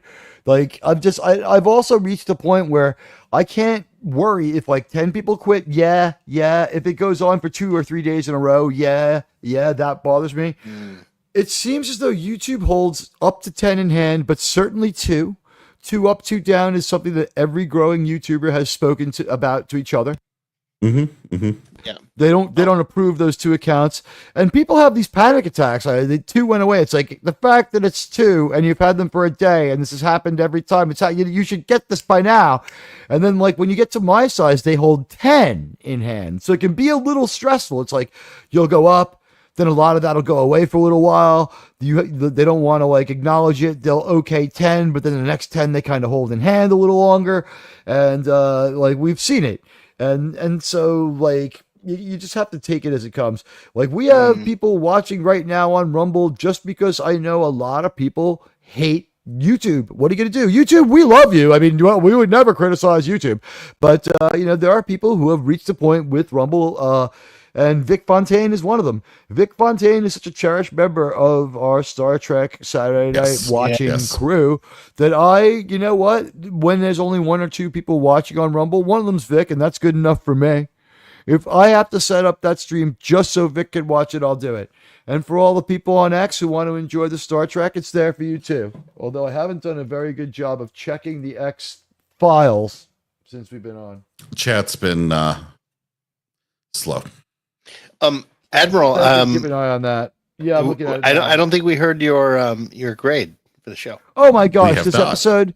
Okay, so this is a tried and true Star Trek story. The Star Trek-ism is strong in this one.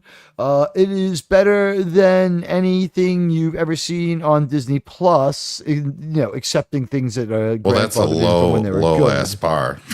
It's clear. It's very, very good. It's not great. It's the only thing it really suffers for is seen it before. It's a tried and true Star Trek idea. Once again, they weren't even playing around. They made them look just like the enemy mine aliens. That was not a mistake. They were just leaning into it. Finally, we have an episode that tries to put some team building in with the solo episode, but yet another solo story. That pisses me off. We are not showing a crew. This is seeming like a bunch of individuals on a pirate ship in space more and more every week. But like Sean said, Trip throwing away the gun. This is Connor Trenier acting fantastic. It is some of his best acting of the entire series. I think he does a great job. I thought that the alien who played Zho'Kaan did a great job. I thought it was really good. And I think that I could give this, based on performances, not story so much, a B+ too. It's B+. I like it. It's charming. Yeah. It's not great. I mean, did I wake up the girlfriend and say I'd rather have more sex than watch this episode of Star Trek? Of course. I can kind of watch Star Trek while I have sex. I mean, we've all done it. We've all done it. No comment. No comment because you're still married. Sean and I are divorced from the people we watch Star Trek during sex. No, I'm just trying to think, what if you're by yourself? That still counts. I mean, you should be a little ashamed if it's Marina Sirtis. I mean, you should be at least Sean, Dr. Crusher. What's more desperate of a thing to do to be hot and bothered by Marina Sirtis, or to just take the L and rub one out to Dr. Pulaski? Oh no! I'll tell you guys. Oh no! She looks like a smoker, doesn't she? On that. No. I'll tell you, young Sean really liked watching A Private Little War. Who? The Canuto woman. Oh, she liked watching A Private Little. Yeah, she liked watching. I really enjoyed that episode a lot when I was 13. That once again that is someone else, but it looks just like Vina. It is a look-alike for Susan Oliver, but it's not her. And we might see that actress again. The actress was well known, but the scene when she's doing the extraction of the poison from Kirk, that had an effect on young me. Yeah, no, I did too. Yeah, I think although I do remember this, the first time that I really got the typical male reaction to any woman immediately was, I was just sitting on the floor in my living room watching TV, and Moonlighting came on for the first time, and I saw Simple Shepherd. I was like, you both are gonna hate me. Fuck. I was in middle school when Star Trek Voyager was on. Cass. Sir, Admiral, sir. Are you feeling okay? Was it Cass? It was 7. No, it was not Cass. B'Elanna. Was it B'Elanna? Who am I missing here? The captain? Oh yeah. There you go. You got it. Wait, what? Who? She is cute. No, she is it was cute. 9, you guys. Oh, it was 7. Well, I mean, when you say when it started, I'm thinking of the original crew more than the 7 of 9. So I figured I would guess them first. So I'm thinking, like year 1 Voyager. So like my next guess was going to be the caretaker. The female caretaker.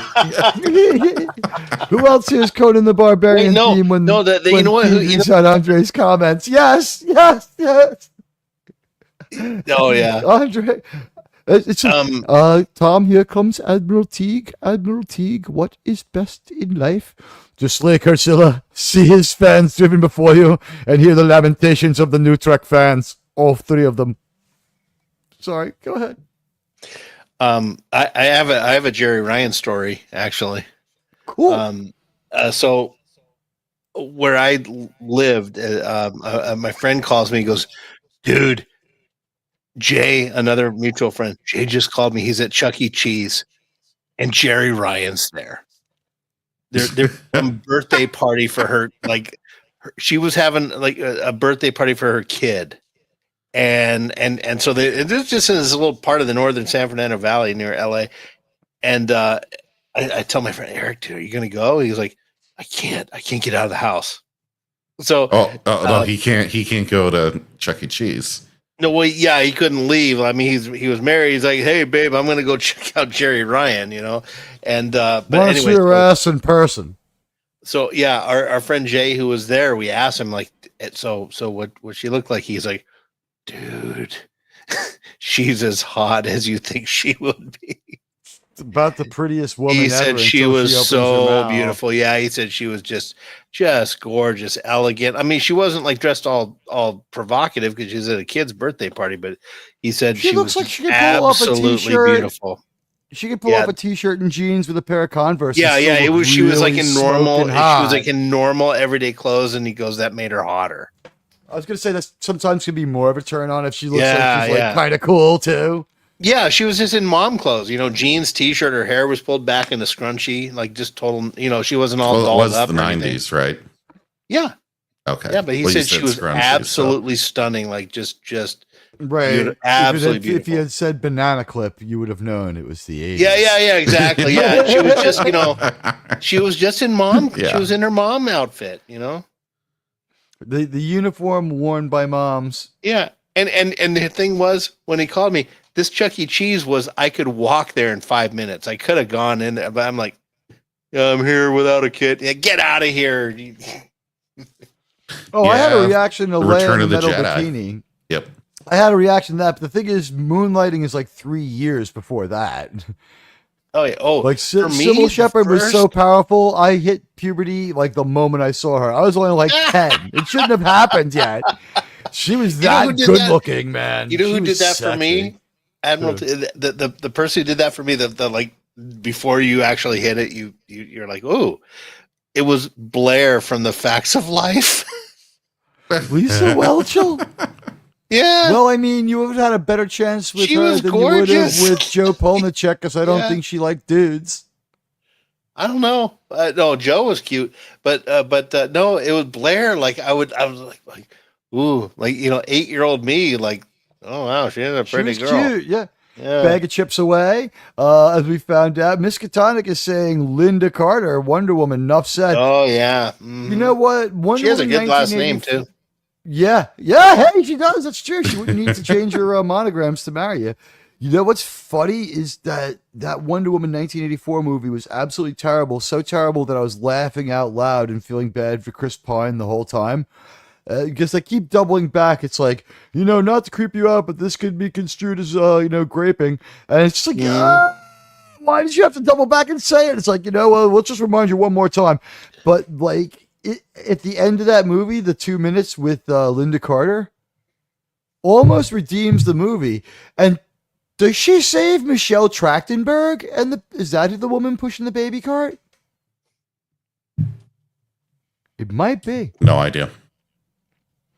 It might be the late Michelle Trachtenberg who was pushing that baby cart. You never saw that last scene in First of all, Wonder Woman 1984 is one of the best bad movies ever.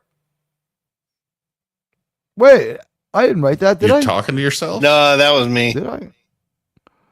That was so strange. Oh, yeah, that's right. When you type into the chat as If you type in the chat from the browser, it goes out as me because you have administrative powers.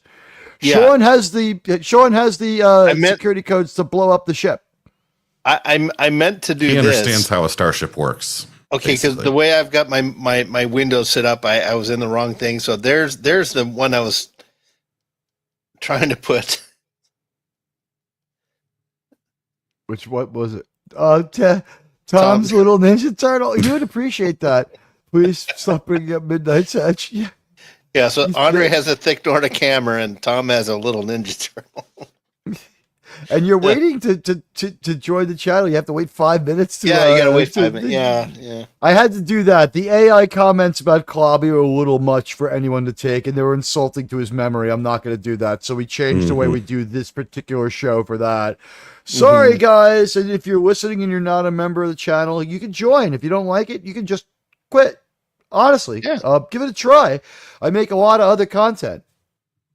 Linda Carter, absolutely. You know what? She was Miss Universe, and she was just so beautiful. It's easy to believe that she was more beautiful than any other woman in the world that year. It's easy to believe. Isn't her name Lynda? I believe it is. I think it's Linda with a Y. You don't want to follow her on X. Oh, no, you'd be disappointed.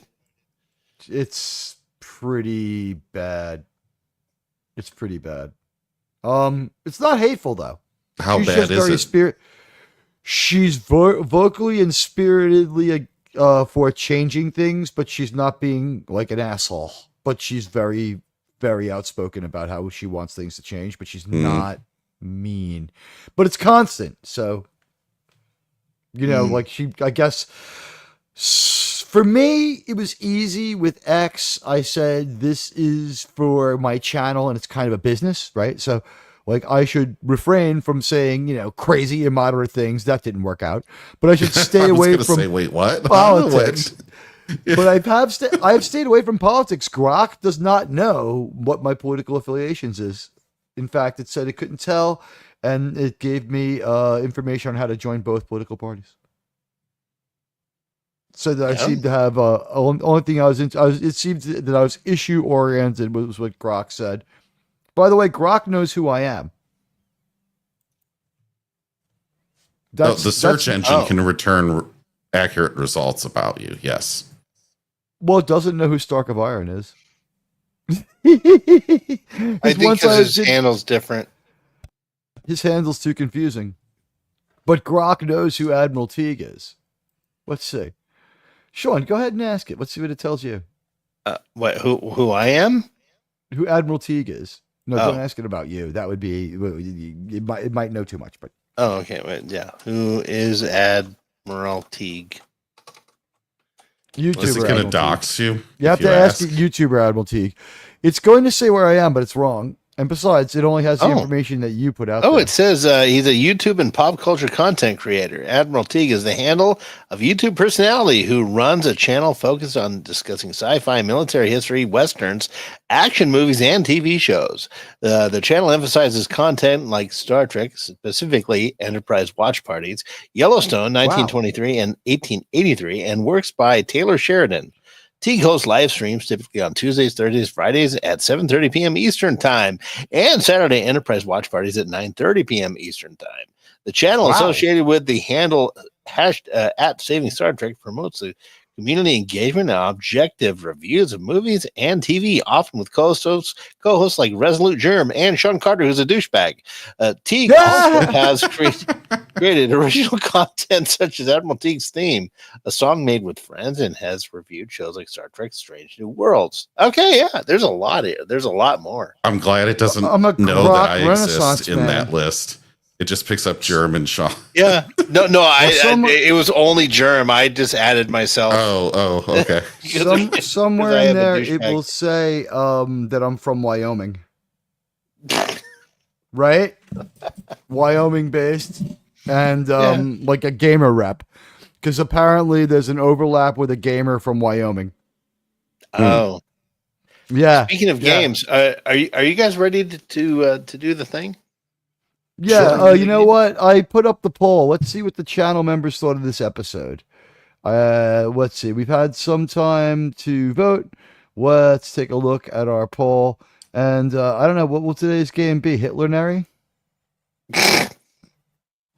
No. All right. So we got 9 votes. Guys, let's give this a few more votes here. Let's give this the old college try. Let's see if we can't get 11 votes and approach scientific viability. Now, for this community, we need 22, but I'll take 11. Let's see. What grade do you give episode down? And you know what?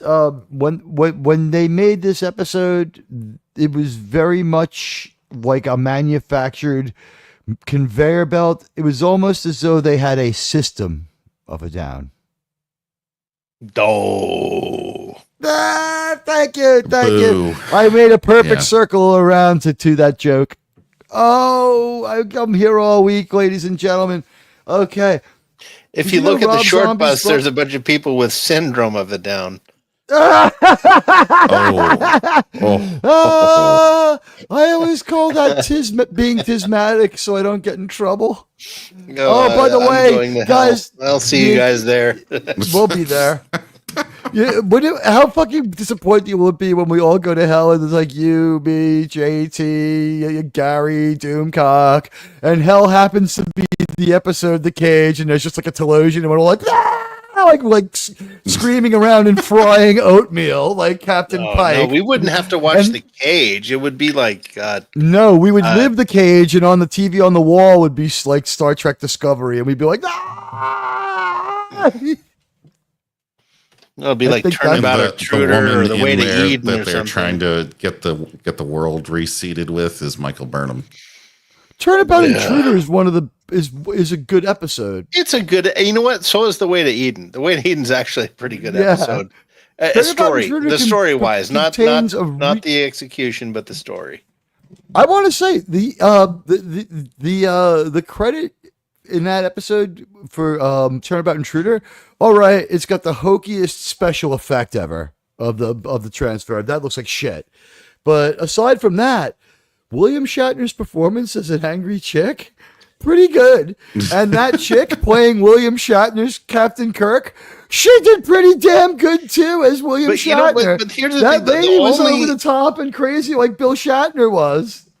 The only thing wrong with that episode to me was if Shatner was in her body, he would just be admiring himself in the mirror naked the entire episode. No, he's already had her. Look at these wonderful breasts. He's already had her. No, he's just like, I've conquered this world before. I need new frontiers. Yes, they may be magnificent and they may be real. Or like maybe like if he was like stuck in a woman's body, he'd be like, computer, give me breast augmentation surgery. Walks out looking like Sydney Sweeney. I mean, I don't know, to be honest with you. But this episode, it seems like we're not going to get any more votes. I'll give it like 1 more minute while we just talk about the fact that it is what it is, folks. It looks to me as though it's going to get pretty solidly BC. The B- seems to be the concession here. If we really look at it, nobody thought it was an A or a D or an F. Yeah, I don't know if you can really skew it to either one of those extremes. It's not even an Enterprise show specific A, because like when we give these episodes, if this was rated against the original series, it's like a C-. It's still good. Yeah. It's still good, but it's not. It's a think about it. If this was rated against the original series, it has the same planet. We've seen this planet in the original series. That was a TOS planet for sure. I gotta be honest, I love the TOS nature of the planet, even that stupid planet. Did anyone it's not the think rocks outside of LA? I forget the name of them. Some of it was in that place, but when he threw the phaser away, that was a sound stage in Planet Hell on that other stage that they talk about. So no one else is going to vote. It looks like everybody kind of feels the same way. So here we go. Sean Carter, you have control of the channel. We'll put you in charge. You are going to run the. We're going to, guys. Here's what we're going to do. We're gonna have a little bit of a game show here on my channel, and what we're gonna do is we're gonna just mess around a little bit and have some fun, because this episode, there's not a lot to be said for it. We said a lot actually about it in 2 hours and 18 minutes. Even there's not a lot to be said for it, because we would have to discuss the other episodes at length. That would turn into a magnum opus on all of Star Trek, which, not that we are against it, but it would be like a lot of like a pretty heavy lift. And we've got another episode next week that's a little bit more of another kind of tough one to get through. So we got to kind of like get through that. But then there's a good one where Phlox, we go to like a Journey to Babel like medical conference, and Soval is in it again, and Phlox is trying to get information on the Vulcans. And after that one, that might be a good time to talk about where the fuck we going with this Vulcan thing. Honestly, that might be the time to talk about it. That might be where the hell are we going with these Vulcans, because it's just about time to check in on this year's development of Vulcan society.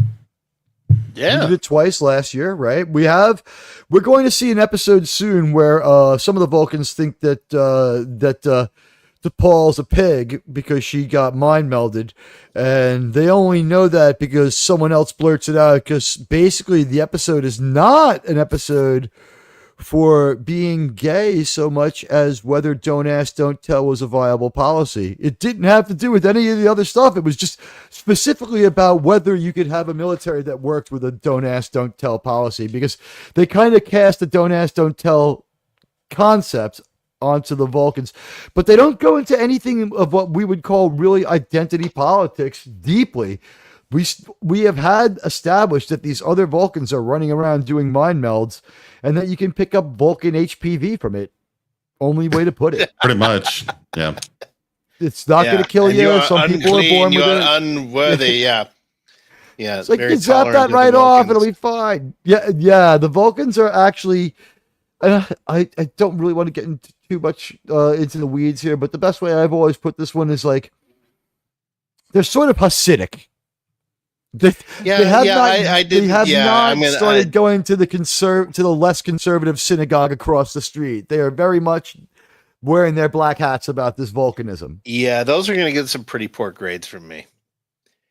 The ones where we start to reveal why the Vulcans are different. Yep. I think they did it well enough because the reason why I say well enough is I feel as though they felt they absolutely had to do this with the Vulcans. I feel like they felt like they absolutely had to do it. If they had been able to make it 300 years, it would have been less crazy. It's that all these things change in one Vulcan lifetime. True. Some people, I think they might have gone a bit far in a few places. They had to accelerate a lot of stuff. Yeah, but and they had to accelerate a lot of things, and they had to de-evolve the Vulcans in a lot of ways to make those things work, and that's where I have the problem. So what you're saying is stylistically designed to be that way, and you can't undo that, but we can diminish the effects of it. Yes, George, you are 100% right. May have gone too far in a few places. Yeah, that too. How dare you? Are we ready to play a game? I think we are. We got our obligatory Lucas. All right, for the night. Okay, I'm gonna. We need one more. When I came home, there was a man in my house. Oh. For the first 6 months of my show, I think I started with that soundbite. Okay. All right. I'm going to share the screen here. You now get to take over the control of the show. You have production clearance. And hello to everybody. And everybody came in. Radioactive, I think I said hello to you. Everyone's here. And ooh. Yep. Huh? Okay, so this is the scoreboard counter. Yeah, so I got a scoreboard counter here. Let me hear. Okay, hold on. I'm a little thing. Okay, I'm going to start the game show music, and I'm going to do the intro as the game show intro guy, and then we'll start playing. Okay. And guys, do me a favor, hit those like and follow buttons wherever you might be. Yes. I want to get to 30 likes. I'm at 21. I really appreciate it. And over there on Rumble, we only got but 3 or 4. So if the people watching over there could help out, I'd appreciate it. Mm-hmm. Is Donald also, Trump? Wait, chat, this is a weird question on Rumble. Is Donald Trump? Yeah. The question on Rumble, their commercial is Donald Trump the greatest president? Like, that's an easy question. He's the only president. Yeah, he's the greatest president, and he will be for at least like 3.5 or more years, right? What the fuck are they trying to Rumble? What the fuck, man? Yeah. Hey, Big Dave K, good to see you. Okay, go ahead. Okay, all right. Here comes the game show music. I'm going to do the introduction as the game show guy, and then we'll get started. Okay, here we go. Game show music. You hear that? Yes. Okay. Yes. Welcome to Who Said That? In this game, the contestants will each hear 5 quotes from various episodes of Star Trek, the original series. The contestants will have to identify the episode, the speaker, and to whom they were speaking. 1 point will be given to each segment for a total of 3 possible points per quote. A total of 15 possible points for the game. In the event of the tie, the game will end in a tie because we only have 5 questions. So let's get started with Who Said That? All right, guys, let's go. Let's do this here. Okay, we're gonna stop that music there. We're gonna hit some applause. You know, yay! The game. Okay. All right. Now, my answer is the Q. I'm sticking to it no matter what the question. Now ask. Okay, so here's the thing. I'm going to give each of you are going to get 5 quotes from the Star Trek, the original series. You have to guess what episode it came from, who said it, and who they were speaking to. Okay? So for each quote, you have a possible of 3 points. Okay, and the chat is encouraged to participate. However, I do ask Admiral Teague and JT Kirk abstain from looking into the chat for the answers. Okay. I have full screened the StreamYard, so I can't see the chat. Yeah. Okay, so Admiral Teague, as home court advantage, you get the choice. You can either go first or pass to JT Kirk to do his answers first. I will go first. Okay, like all right. True jet. Admiral Teague is going first. All right, here we go. Okay, so we choose to receive the pick. Okay, I'm going to play the quote. If you need it to be played again, just let me know. Okay, sure. Here's the quote. So, episode that it was in, who said it, and who they were speaking to. Here is your quote. Thought you guys had laws, no interference. Did you hear that? Yeah, I heard it. I'll play it again. I know who it is. I know the actor. Thought you guys had laws, no interference. Okay, go with the episode. It is, go with the episode for what episode is it from? It is Boss Oxmix, and he is speaking to Captain Kirk. Okay, wait. Go one at a time. With the episode, please. Piece of the action. Okay. Who said it? Boss Oxmix. That is incorrect. That was Krakow. Oh, okay. Who was he speaking to? I believe he was speaking to Kirk, if not Kirk, Spock, and McCoy. What I need an absolute answer. Kirk. All right, JT. Oh wait, I'm. Oh yeah, no. Not once the points are on the board, you can't take them down. No, I corrected that. That was okay. Admiral Teague, are you ready for quote 2? Yes. Okay, here we go. I will get it right. Here is the quote. Well, meanwhile, temporarily at least, I'm still your superior officer. So get with it, mister. I need the episode, please. Balance of Terror. Okay. Who said the quote? Red shirt, what gonna die? No. Is that your final answer? Yeah, I don't remember his fucking name. Wilson. It was Tomlinson.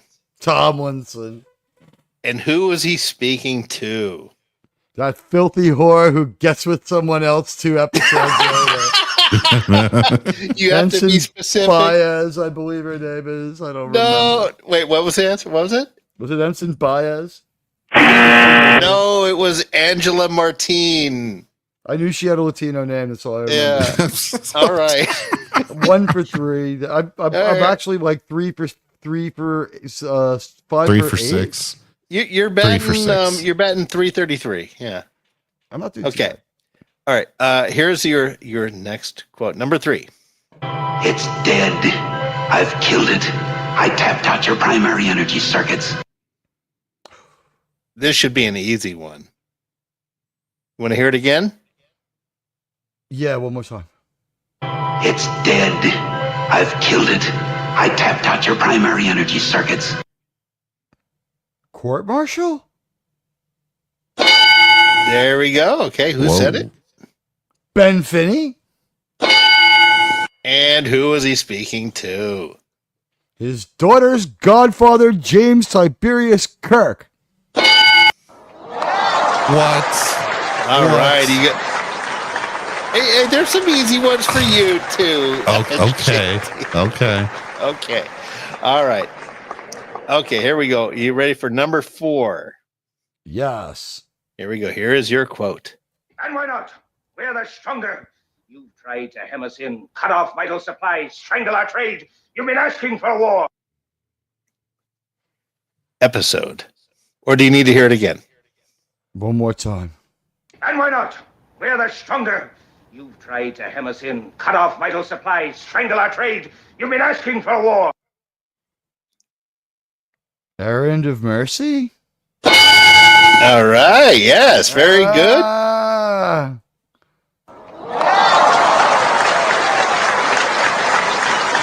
Who said it? Not Kang, but Kodos? No, not Kodos. No, Kodos the Destroyer is another guy. I'll just say Kang, but I don't think it is. It was Commander Kur. Oh, or Boltar. It was Dahar Boltar. Master. Yeah, and who was he speaking to? Kirk and Spock.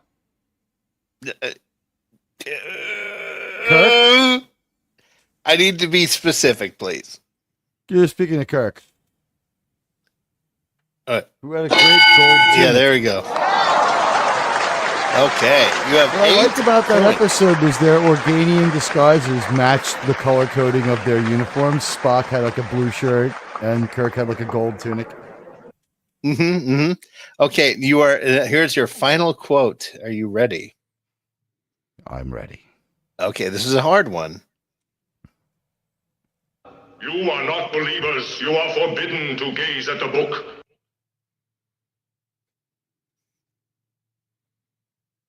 I'll do one more time. You are not believers. You are forbidden to gaze at the book. For the earth is hollow and I have touched the sky? Yes, absolutely correct. Who said it? Oh, I don't know who the fuck they are, those weirdo aliens. No. The people who ran the hollow earth. Oh, no, we're not going to give you that one. Getting the episode was probably, I would say, a triumph. Come on. Yes, absolutely. Yes. Yeah. Okay. Now, who was being spoken to in that quote?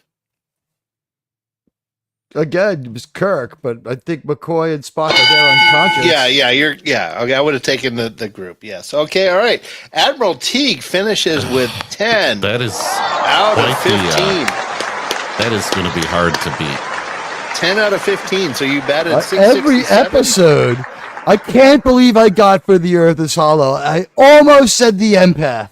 Well, I give you the benefit. It's for the world is hollow and I've touched the sky, not for the earth. But we gave it. Thank you. Yeah. I think you could hear in my voice how very, very like I was like, the earth is hollow. Like, I was really like, I can't believe I was right. All right, JT. All right, very good. JT, are you ready for your first quote? No. How we face death is as important as how we face life. Wouldn't you say, Mr. Kirk? You're not ready? Okay, well, I mean, if you want to forfeit, I mean... I'll play these 5 I'll play these 5 No, we got to give JT... Come on, JT. Come on. Yeah. We'll see, but I make no illusions that I'm going to get 10. That was some good work. Yeah, that was good question really well farming, done, by the way. A couple of those were fucking hard. Yeah, they are. I didn't know the names of some of the aliens he spoke to. Yeah. Okay, here we go. JT, here's your first quote. No. Do not order me. No one can order me. It was a little low. Do you need me to replay it? If you can. Okay, yeah. I know it. No. Do not order me. No one can order me. The episode first for Methuselah. Yes. He's on board. Remember the name of the character who said that quote. Are you allowed to steal if JT can't get it? No. Can I say who it is if he can't get it? Can I? You can say it if he can't get it. Yeah, and no cheating, by the way. No cheating. I'm not cheating. I know who said it. Is it Raina? Yes, absolutely, Ryan. Who did she say that to? Oh gosh, to Spock. Oh no, she said it to Flint. Yeah. Okay. Flint the Immortal. Hey, great start though. I would have accepted Brahms as the answer. By the way, Dr. Brahms. Well, no, he says he is Brahms. He's the composer, Brahms. Leia Brahms is just like a really mean person who's a pretty good sex hologram, I guess. I'd have to ask you. Yeah. Not appreciate the reuse of her likeness. I mean, fair. All right. Jordy Disney LaForge just wanted to scan her and use her without her knowledge. Oh God. Okay. All right, we're on Next to one. your second item here, and here is your quote. It seems that Vulcans are fascinatingly different. I'll do one more time. Please. It seems that Vulcans are fascinatingly different. I know this one. Yeah, I don't. You know all three, Admiralty? This one is The Way to Eden. The Way to Eden? No, Admiralty is wrong. Wrong on that one? Yeah. Oh, It gosh. seems that Vulcans are fascinatingly different. I thought one of the space hippies said that to Spock. Gosh. I honestly have no idea. Okay, so no idea on the episode. Got me though, too. I'll just have to guess. The game? No. The Empath? Speak. Yeah. I would have gone with the apple as my emergency guess. Okay,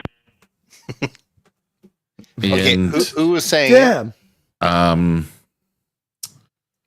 Again, I have no idea. You got to give us the episode. Okay, so the thing. Who was it being spoken to?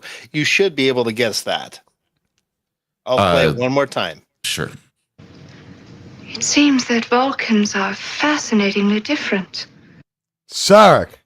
Who was that said to? Spock. Sarek. Okay, all right. Okay, so what was the actual? Okay, the episode was the Cloudminders. Okay. Oh! It was spoken by Droxine, and she said it to Spock. I love that episode too. I know what she looks like, but the voice did not. Yeah. Thinking about her last night, to be honest. Yeah, I got a little tricky with some of these. So okay. All right, Number you've 3. Got number. Wait, 1, 2. I think. 4, 5. Or is it number 4? Whenever I see like in the IMDb, it's like, it's like the actress who played Andrea is like 89 years old and lives in New York City. I'm like, should I just turn the acceptable dating age app up all the way and see if Andrea is still on the market? Because I still would, just to say it. This is number 3. It's got to be. Yeah, it's number 3. Okay. Yep. Here we go. Are you ready? Yep. No, sir, I'm not. I'll make plenty of mistakes. I'll play one more time. I'll play another. No, sir, I'm not. I'll make plenty of mistakes. This is the one. It's my favorite episode of Star Trek. This is where the guy ever. kind of goes crazy, right? No, this sir, is I'm the not. Corbomite I'll make maneuver, plenty of mistakes. right? Yes. All right. Yes. And I'm trying to remember. Well, there's a clue in what he says. There's a clue in what he says as to who he's speaking to. Yeah, but I have to think of who it is. Mm-hmm. And it's a forgettable name because he's only in one episode, right? Mm-hmm. I don't know. We'll go with jeez. We'll go with I don't know, Johnson. Okay. Oh, wait a minute. Well, wait a minute. I didn't give you your 2 points. You're at 5. Okay. Okay. My Mr. Gaetano is my Star Trek backup guest name, but it's wrong. I just like and then he's speaking. I know, like his face. He's speaking to Kirk, Captain Kirk, and Baylock. Right? No, it was Baylock. No, it was Baylock. Okay, that was Lieutenant Bailey. Okay. In the Corbomite maneuver. Yeah, he was. That's my favorite Star Trek episode of all time. Okay. You've got 5. I feel like you have. I'm doing okay, but yeah, you're doing okay. You're a little behind. Maybe mathematically incapable of catching the Admiral now. No, I got 6 more. No, I could win. He can win. He can win or tie. 18 points. You can still win. All right, here we go. Ready for your Yep. Go for it. Okay. You don't know. You actually don't know what's happened to Captain Pike? There's been subspace chatter about it for months. I know. You know all 3, Admiral? I know all 3. I'll play it again. You don't know. You actually don't know what's happened to Captain Pike? There's been subspace chatter about it for months. Yeah, Spock kept him from finding out about it, though, didn't he? Kept that right off Kirk's desk. It is. Wait, no, it's JT's turn. Oh, okay. Yeah, JT goes first. Go ahead. No. Gosh. The Menagerie? All right, yeah. Part 1, but we'll let that go. It's part 1.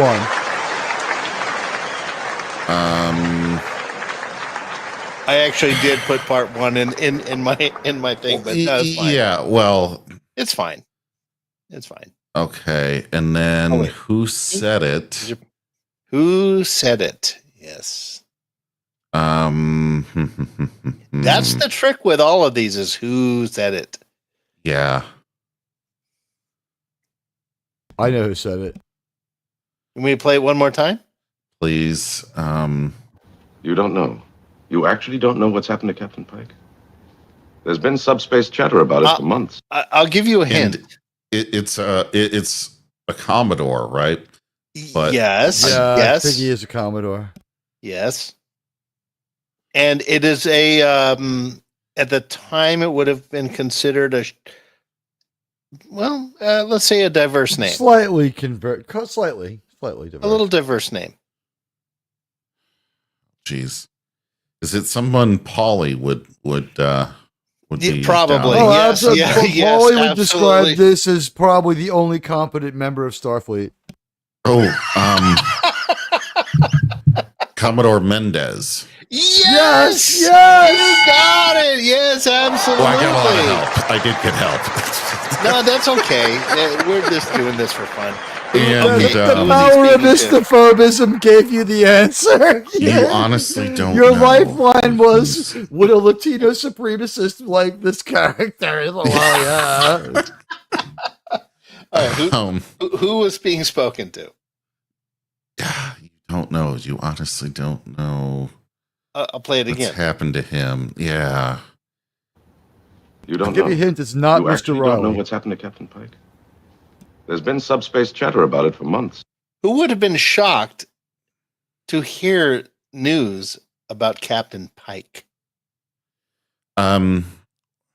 Is it Kirk and Spock? I'll give it to you. It was Kirk. Spock's there, but Spock knows about it because he's the one who's been keeping Kirk from finding out. This is I was getting trying a to little bit remember of a who was close. standing in the frame. You ran the table on that one, so that was What with a little nudge. She gave me help, so if there's a tie, I'm slightly nervous now. If we get to a tie, I'm going to have to come up with a fast trivia thing. Okay. I have to do 2 out of 3, and I don't know. Well, anyway, this next one you're going to struggle on this next one. I'll just tell you, this is a tough one. All right.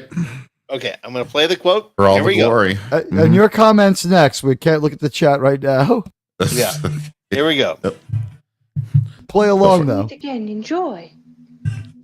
Today, when I first knew it was your ship that followed us, I thought of you and wondered what I would find. I'll play it again because we were kind of talking over it. We should meet again. Enjoy. Today, when I first knew it was your ship that followed us, I thought of you and wondered what I would find. I know what it is.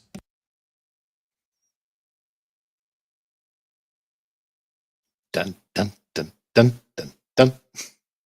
You want to hear it again? Yeah, one more Yeah, okay, time. no problem. We should meet again. Enjoy. Today, when I first knew it was your ship that followed us, I thought of you and wondered what I would find. If it were me, I would have get 2 out of 3 on these. I'm thinking it's the way to Eden. Yes. Yeah. The problem is, I do not know who said it. Okay. I don't know who said it, so you can X. All right, well, X. Okay, who was being spoken His to? name's Elenia. Elenia. Absolutely. Yes, Admiral Teague is correct. Oh, gosh. Who was she talking to? I'll play it one more time. Listen very carefully. Okay? That's my little hint. I protest. I don't think you should be given any more hints. Enjoy. Today, when I first knew it was your ship that followed us, I thought of you and wondered what I would find. And wondered what I would find. Yeah, okay. Who is she? I think it's the one with the beatnik haircut. I'm gonna go with Chekhov. Yes, absolutely. All right. I cannot believe I got 10. It's actually it was Mr. Kelso, I believe, was the one she said it to. Well, we have an absolute tie between Admiral Teague and JT Kirk. Yes. All right, now I'm gonna have to try to come up with some way to break the tie on this thing. And we're gonna hit some applause buttons, like yay! That's incredible. Wow, good job, you guys. Okay. Although I will say, if we did another 10, well, I can't. I don't have another 10 prepared. That's weird. I thought that was my Google desktop because we have some of the same things. You had Prawn Hub there too. I noticed. Okay, I'm gonna give. I'm going to Grok for the tiebreaker, huh? The tiebreaker question. All right. Okay. My answer is the Q. Whatever the question might be. Hold on. 1 second. Okay.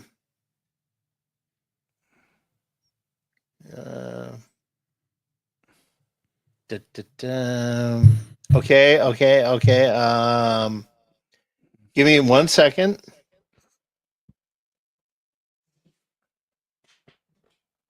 Star Trek the Game is brought to you by Kenner, maker of fine Star Trek toys. I had that Star Trek bridge set. It was the fucking best. I loved that.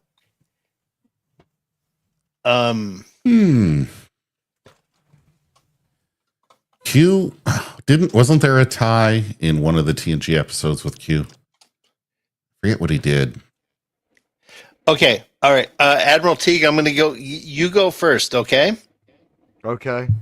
Okay. I think we should be allowed to ask each other difficult questions to see to stump the other person. That would be very mean. It could be very mean. Okay, go ahead. No, I'm not prepared to do that. Sing all Beyond Antares right now. Okay. All right, Admiral Teague, I'm going to go to you first. You're going to get 10 random questions I asked to Grok.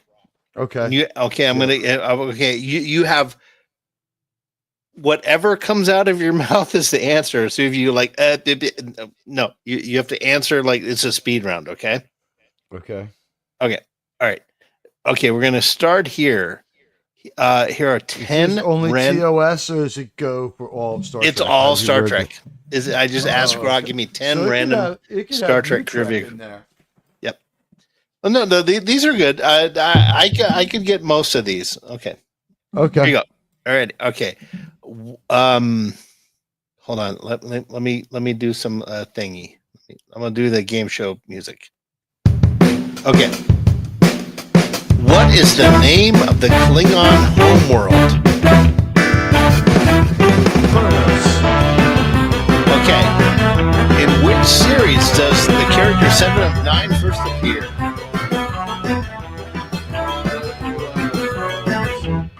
Can't hear. Oh, wait, hold on. Guys, sorry. Yeah, the music's too loud. It's too loud. Okay, sorry. All right, we'll cut the music. Okay, and what series does 7 of 9 first appear? Voyager. Huh? Voyager. Okay, you were far away. Okay, yes. What is the Prime Directive's main principle? Boy, that's pretty fluid. To drive the plot. No. Technically, I'm correct. The Prime Directive's main principle is not to interfere with a growing, flourishing. Yes, non-interference. Yes, absolutely. Okay. Who was the first human to make contact with the Vulcans in the Star Trek universe? Edith Keeler. Who? Edith Keeler. You got to talk more into the mic. Edith Keeler. Yes, I will take that. That is absolutely creative. I was going to go with Zefram Cochrane, but you are correct. She's like 200 years before. Yeah, absolutely. Okay, what is the name of Captain Kirk's brother who appears in the original series Operation Annihilate? And in Strange New Worlds, it's George. Who? As in Takei, isn't it George? Oh, no, it was Sam Kirk. Oh, Sam. Yeah, sorry. He's in Strange New Worlds. Okay. George Kirk is their father. Okay, in Star Trek The Next Generation, what is the name of Data's cat? Spot.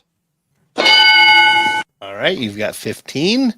Okay, what species is known for their telepathic abilities and the phrase live long and prosper? I'm just going to give you that there, okay? Which Star Trek series is set primarily on a space station rather than a starship? That would be called Star Trek Terra Noir. I mean, Star Trek Deep Space Nine. Oh, yep. No. He said Tarek Noor. I heard it. No, he corrected in time. Yeah, it's fine. Oh, okay. Okay. It's just my time serving in the he gets admiral prerogative or admiral pejorative. Yeah. Sorry, what is a joke? I know the name. Okay, last two questions. Cardassian anymore. Last two questions. What is the name of the Borg leader that is encountered by Captain Picard in Star Trek First Contact?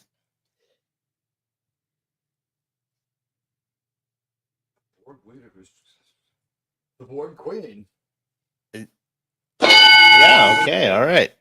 Last question. In Star Trek Voyager, what is the name of the emergency medical holograms program creator? Oh, he says it a couple of times. Julian Bashir. No, it was Dr. Zimmerman. Yes. I couldn't remember it, so I just took my best guess. Yeah, okay, all right. Let me, I'm going to go to Gronk. Okay. 18, and so I got 8 out of 10. Wow.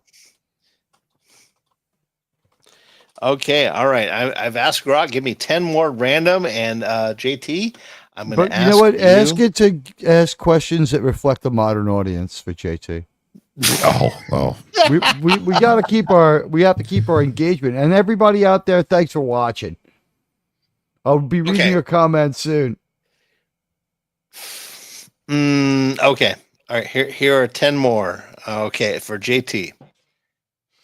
I just asked Grok, give me 10 more random questions here. I'm just going to read them off. What is the name of the starship commanded by Captain Sisko in Star Trek Deep Space Nine?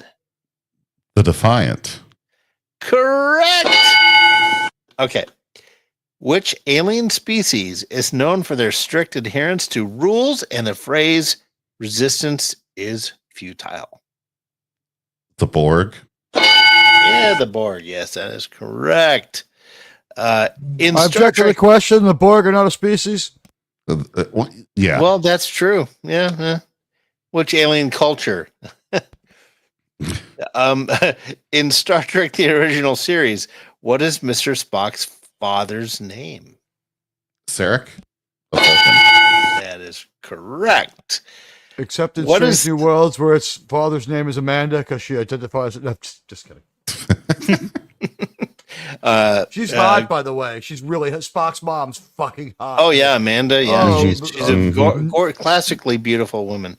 No, I mean the one in Strange New Worlds. Her boobs are freaking enormous. They're so huge. Most illogical. Okay. What is the name of the Ferengi bartender on Deep Space Nine? Which one? You have, Quark, but you also have Rom. And you got Quark. You got the right one. Okay. In the Star Trek Enterprise, what is the name of Captain Archer's beagle? Porthos. Okay, all right. You just need 4 more here. Okay, and you've got 5 questions left. I think. Wait. Right? Do you? 1, 2, 3, 4. Yeah. Okay. What is the designation of the Starfleet vessel destroyed in the Battle of Wolf 359 by the Borg? That day, no. I'm gonna skip that one. I'll ask you another one. I know what it is. I know what it is. Can I answer the question? No, wait. Give me the name of any starship destroyed at Wolf 359. Any of them? Any? Yeah, there were several mentioned in the Emissary. Best of Both Worlds. Give me the name of any starship destroyed at the Battle of Wolf 359. Yeah, there's a bunch of them in the Emissary too. Oh gosh. The Yorktown? No, I don't think so. I know Admiral Hanson's flagship's name, so I can name that one right off the top of my head.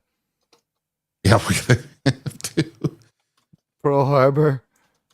Wolf 359. I saw the name. Stab.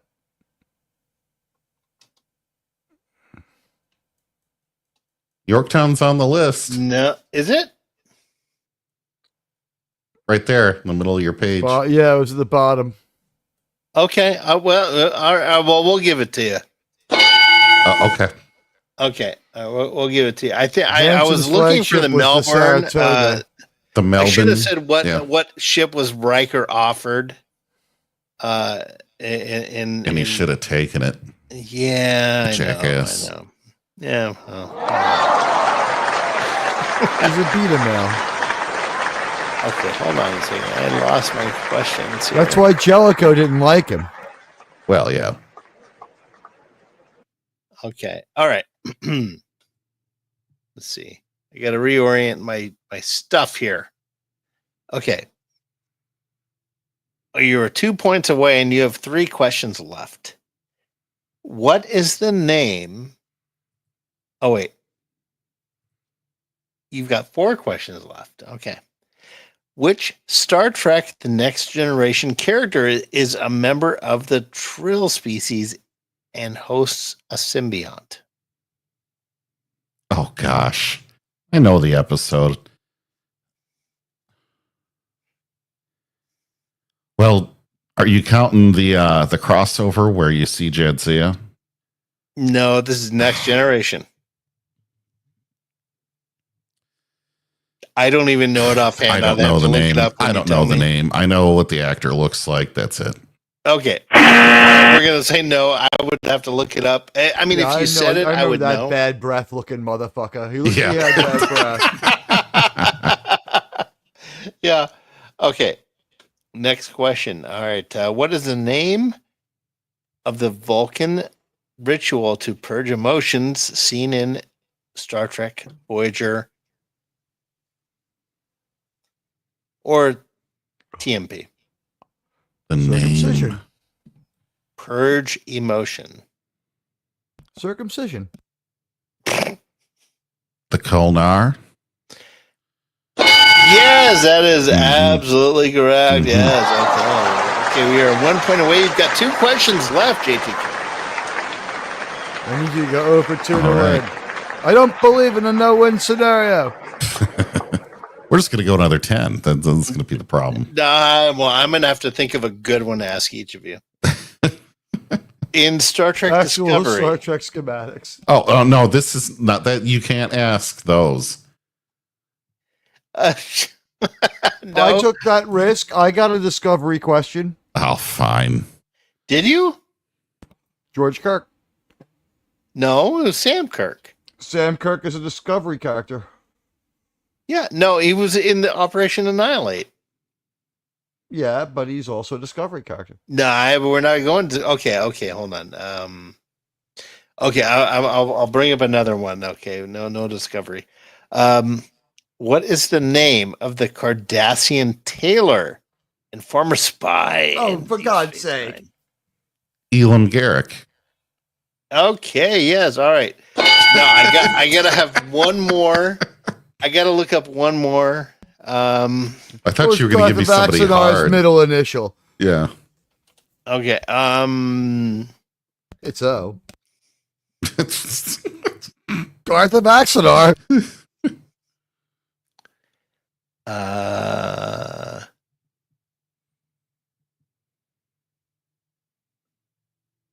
God darn it. Why didn't the Picard mansion have a fire suppression system, therefore negating the need to have him be all sad in Star Trek Generations? Star Trek First Contact, like the douchebag he is. Yeah, well. Oh, no, in Generations. Because then he never would have gone to the Nexus. That's why. All right, it's tied here. Okay, in the interest of fun, I'm going to create my own. Okay, we're tied again. I have 2 more though. I thought. No, you had 1 more, but I'm running the game. Oh, okay. I'm not scared. I mean, the Lions always have this done to them, and I won a tiebreaker. Okay, and you each get $5 gajillion space dollars for winning. Okay. Who is the director of the Paradise Syndrome? Okay, here are the rules. The buzzer question. When I ask the question, you have to say your name if you know the answer. Okay. You guys got it. So like if Admiral Teague, like Teague and Kirk. Okay. What in the episode? Okay, here's the question, and I'm just creating this on my own. Oh, one more time. What do we have to do? If you know the answer to the question I'm going to ask, you just scream your name. Okay. Okay. In the it's been a while since anyone did that. All right. In the Next Generation episode, The Drumhead, what is the name of the crewman who is accused of falsifying information and being part Romulan? I need his full name. Teague. All right, Admiral Teague, what is his name? Simon Tarsus. You Damn it. are absolutely right. Okay, Admiral Teague wins. No. He got it wrong. Ensign Simon Tarsus. No, his name I was going to say Ensign Simon Tarsus, but he didn't say his title and name. I didn't say his title. His name was. You want to serial number 2, Mr. Kirk? We've been through death and life together. Okay, let me give. I don't like to lose. Let me see if I can find. Let me think of a trivia question. Okay. JT, I believe I'm I give need you 19. A chance for retribution. Okay. You got to change my score to 19. Huh? Oh. Okay. Yep. I have prevailed. It's like March Madness. It's like we're in like extra innings here. Yeah. Admiral Teague was fouled in the paint. He gets and 2 he was free throws. first up at bat. So okay, that's true. JT gets last lick. All right, JT, I'm going to give you a chance to come back here. Okay. I'm doing these on my own brain. Who was the communications officer on board the USS Excelsior at the time of the Kronos Praxis crisis explosion? Teague. No, this is for JT. Oh, okay. It was Grace Lee Whitney, right? She had been rehabilitated by that point. Who was the character? Commander Rand. All right. Yes. Yeah. Very good. We talked about that a couple months ago. Also known as Woman Looking at Enterprise, one movie earlier when they were still a little more angry at her. That was her credit, Woman Looking at Enterprise. All right, top of the 10th or the 11th. Hey guys, man, you guys are tight. I got to think of a good question here. Let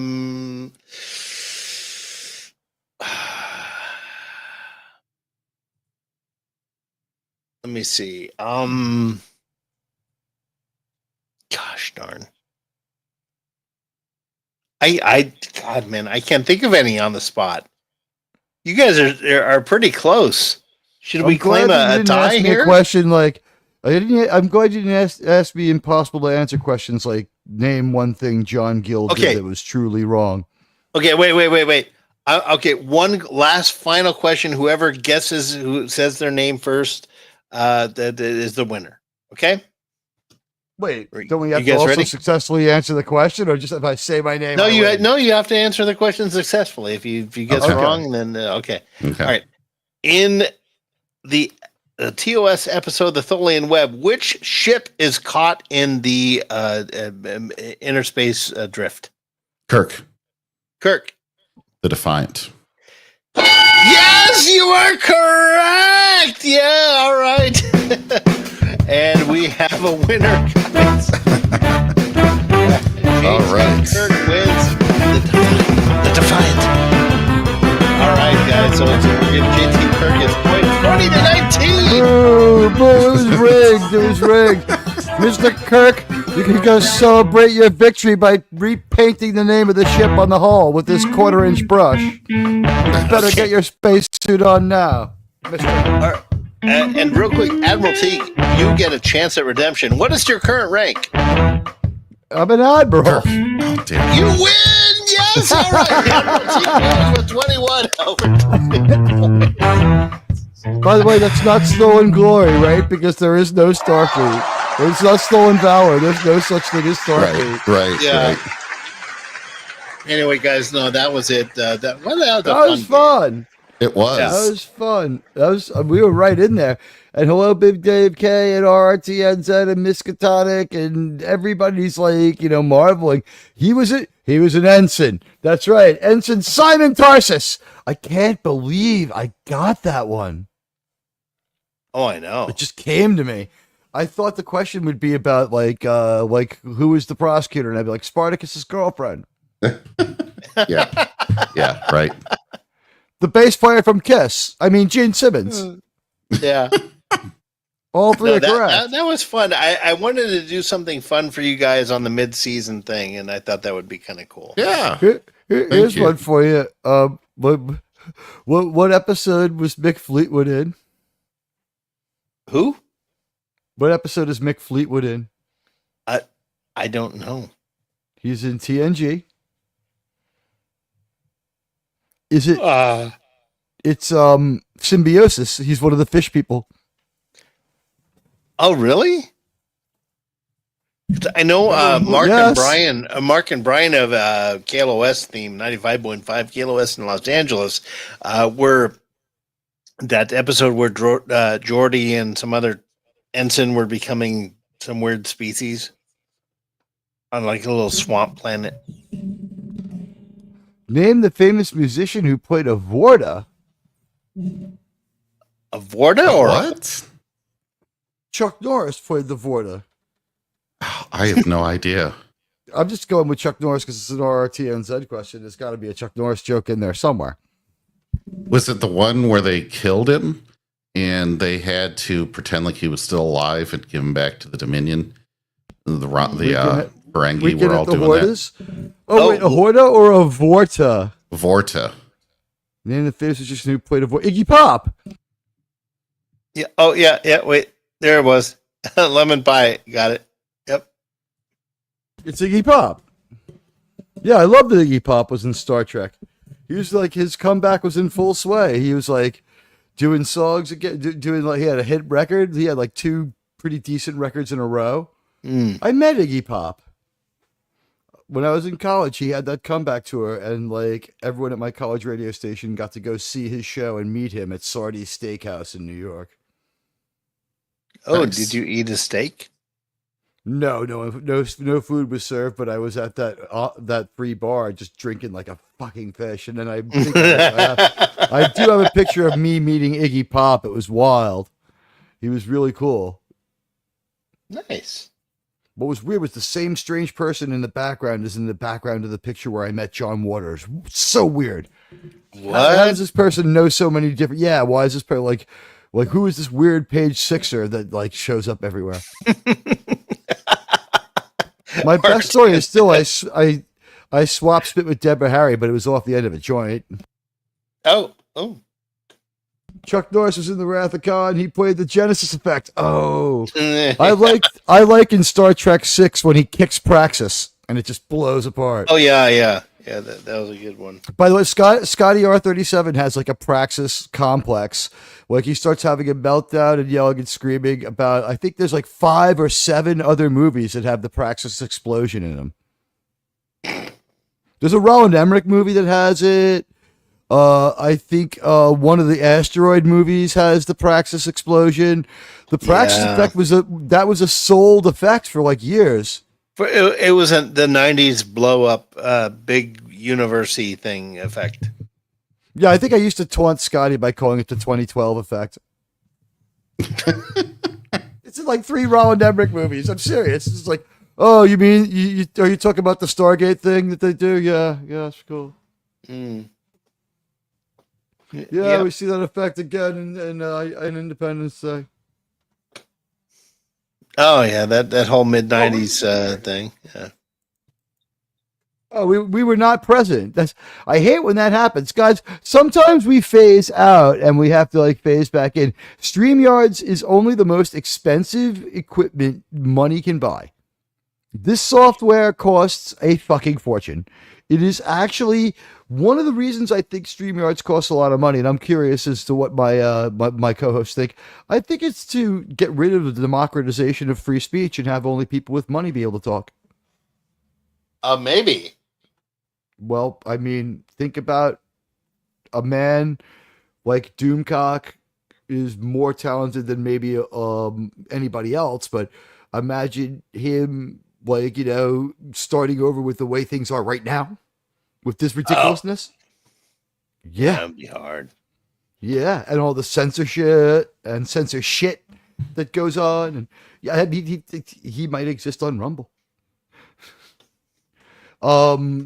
This is no longer like the easiest place to not get in trouble. They get the quantum torpedoes when he stopped holding back. Are the quantum torpedoes the ones first? Are they first introduced on Deep Space Nine, or are they Star Trek Nemesis? I think it's first contact. I think it's first contact. Yeah. Fire needlessly renamed. Well, it's like they just throw the word quantum in front of anything. It's like, ooh, advanced. Yeah.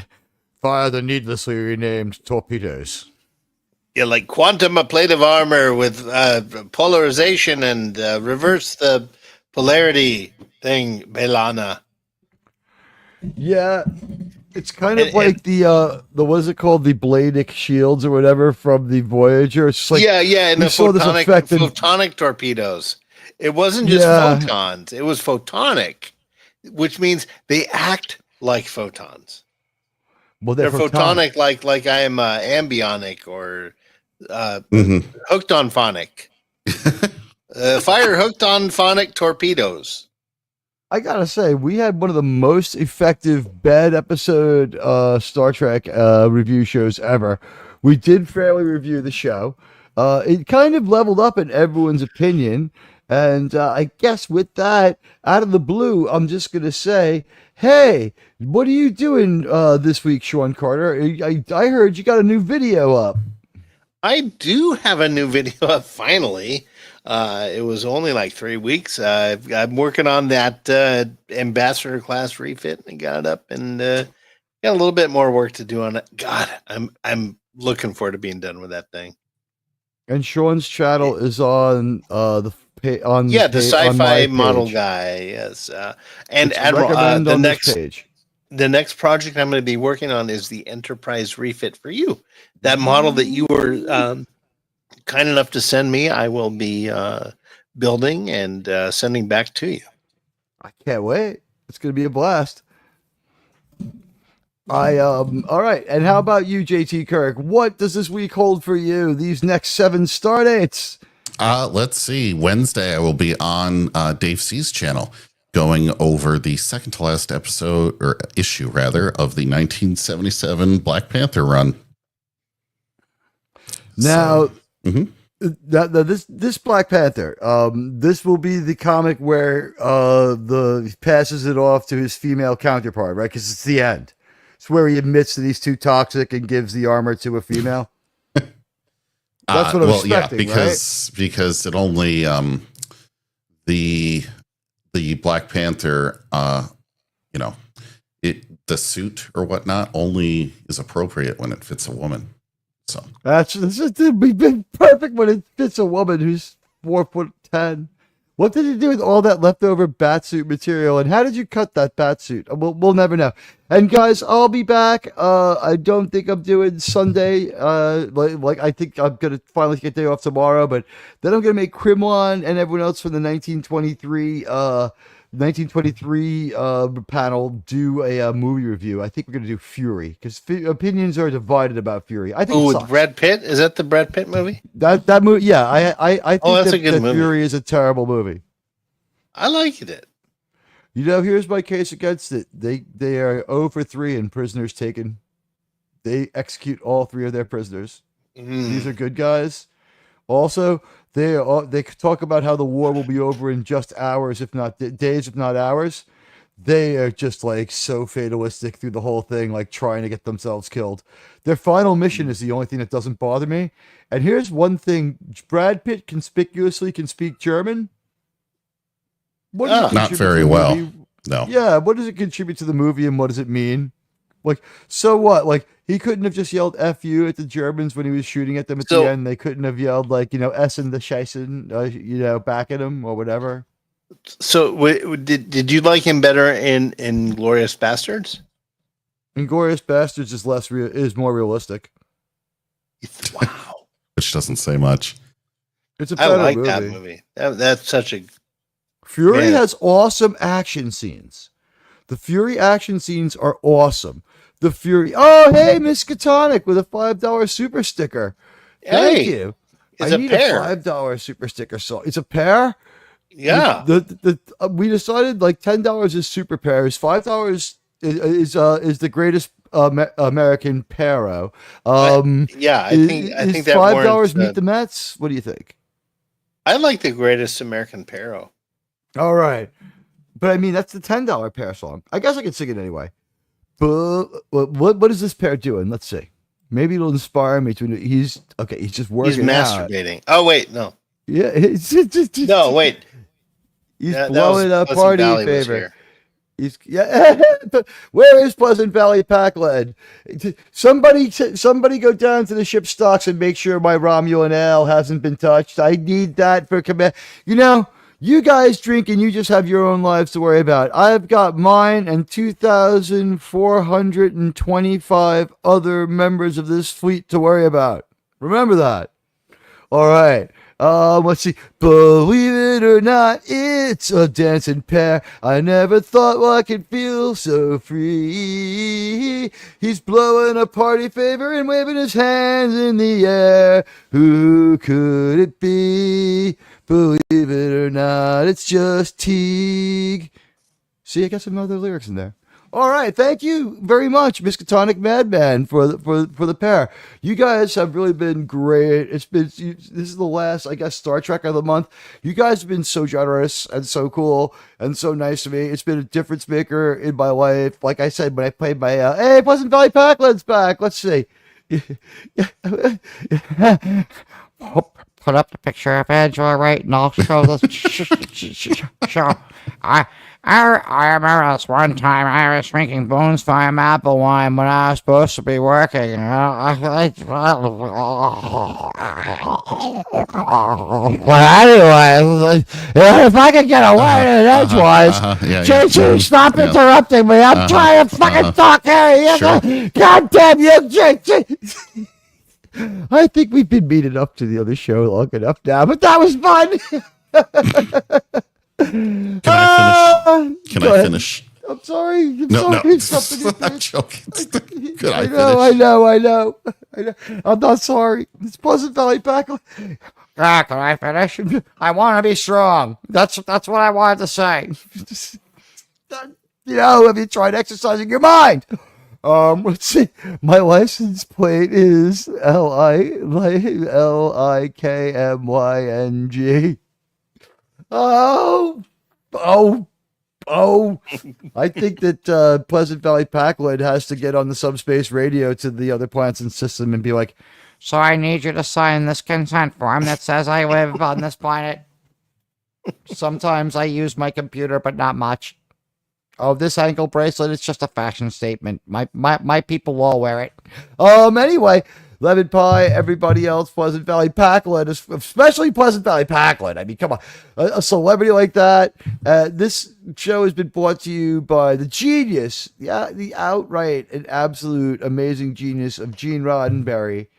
The love of this channel's panel and members, and the generosity of Star Trek viewers like Sean Carter, RRTNZ, especially RRTNZ, who has given 2 super chats tonight, as has Sean Carter, and thank you JT Kirk, and Miskatonic Madman for the dancing pair. We got a brand new song out of it. It was a very fun time. I love all of you. Gotta go. Knocks at the door. Lights flashing outside. Yeah, it's called the Royal Canadian Mounted Police. I thank all of you so much for being here. We'll be back next week with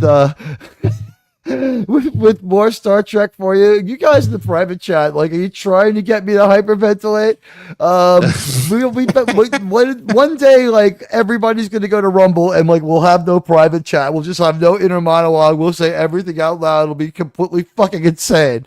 We love you all. It's been a great Star Trek night. We had some fun times playing a Star Trek game. Sean, thank you especially very much for the Star Trek game. We knew we were going into an only okay episode. It didn't hold up to the usual analysis. We went almost as long as our usual time.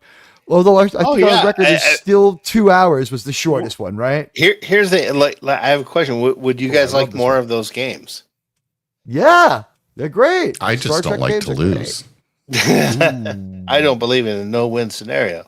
You know what? How we face death is as important as how we face life. Yeah.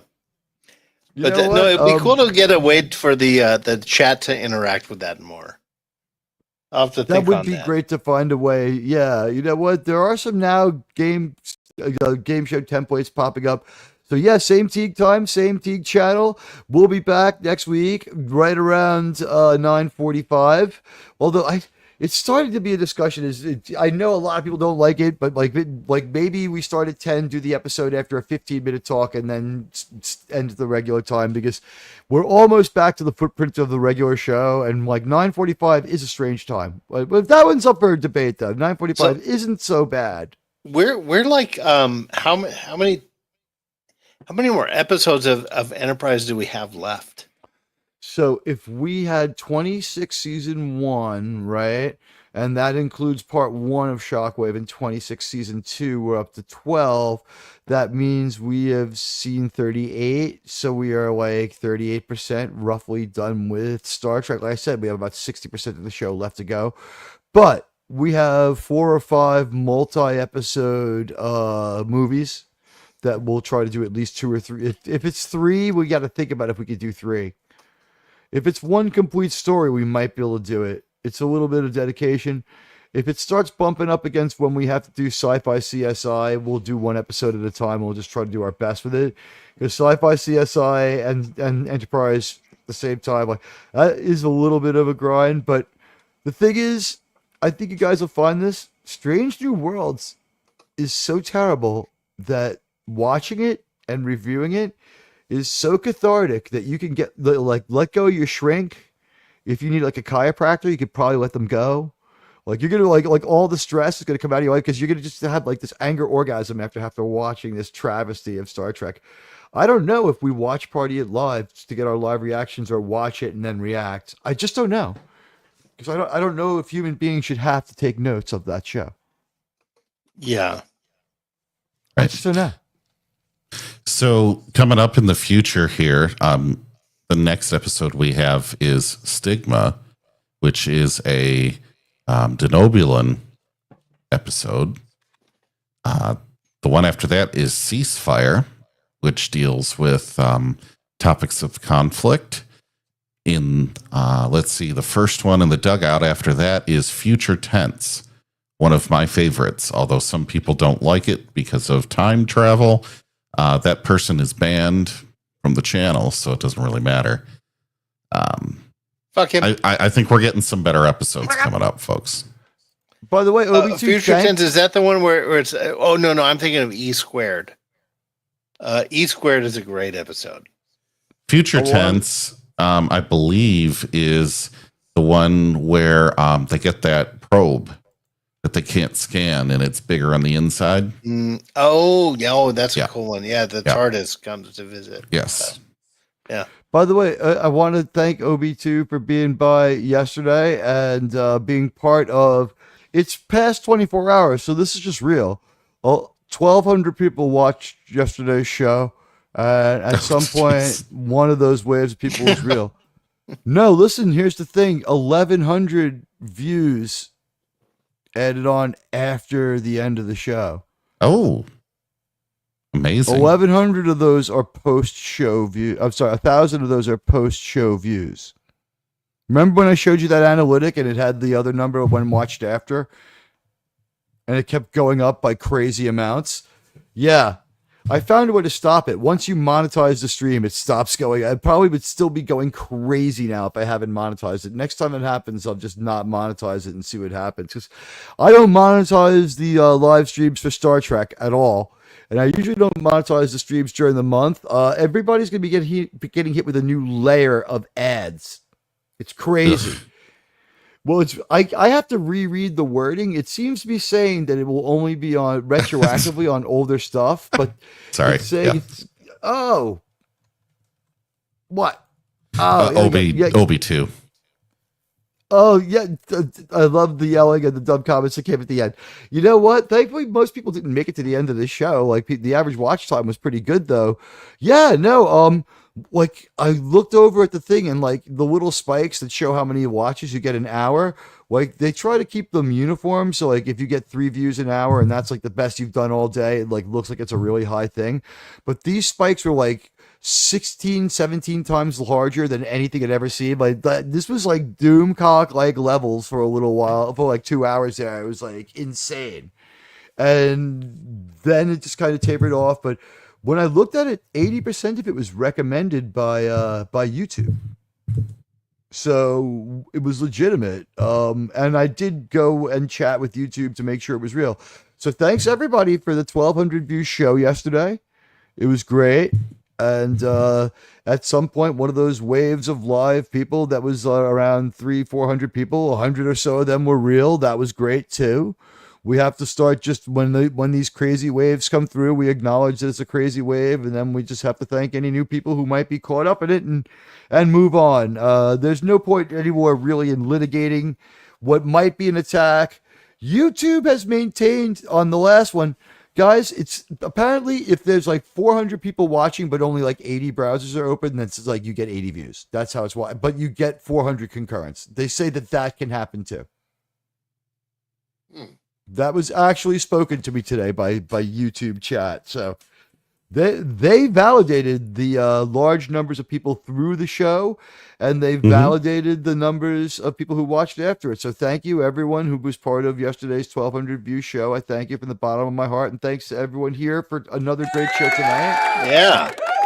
And a great panel. And if I feel like coming back tomorrow, I will. And if not, I won't. And if I do, you know why? Because I can. And at some point, maybe I'll make a final video for 1923. Anybody else? We good? We ready to go? We're good. And I'm glad the bots stayed away. They've been warned. They've ceased. Yeah, you know what? Give me like 2 minutes after the show so we can test out my new microphone. I want to do it off air. I'm so excited, guys. We got a beautiful new microphone. It's going to make me sound like my voice is going to sound smooth. Like he's going to sound just like me because it's the same mic. It's the same microphone. Yes, we collaborate together. We're going steady now, so we get a lot of the same things. We also have themed outfits that we wear. It's Starfleet uniforms. They like to get their mouth on each other's mics. What can I say? What's funny is like I said as a joke, Sean and I have themed outfits, but then I realized that when he gave me the constellation, I bought him the same Star Trek shirt that I have. So we do have themed outfits. Yeah, we're 100% gay now. We wear matching outfits. You'll see us at the New York Comic Con. We'll be at the diversity section. We'll be with the new Star Trek people supporting their show. Yeah. We're the gay guys who hate new Star Trek. Oh, nice. That's inclusive. You know what? How that inclusive. would be there is an angle out there. If I was willing to pretend to be gay for the DEI people who hated new Star Trek, there's absolutely a market out there for DEI Star Trek haters. Till then, we love you all, and I think as usual we should have with Sydney Sweetie. Bye.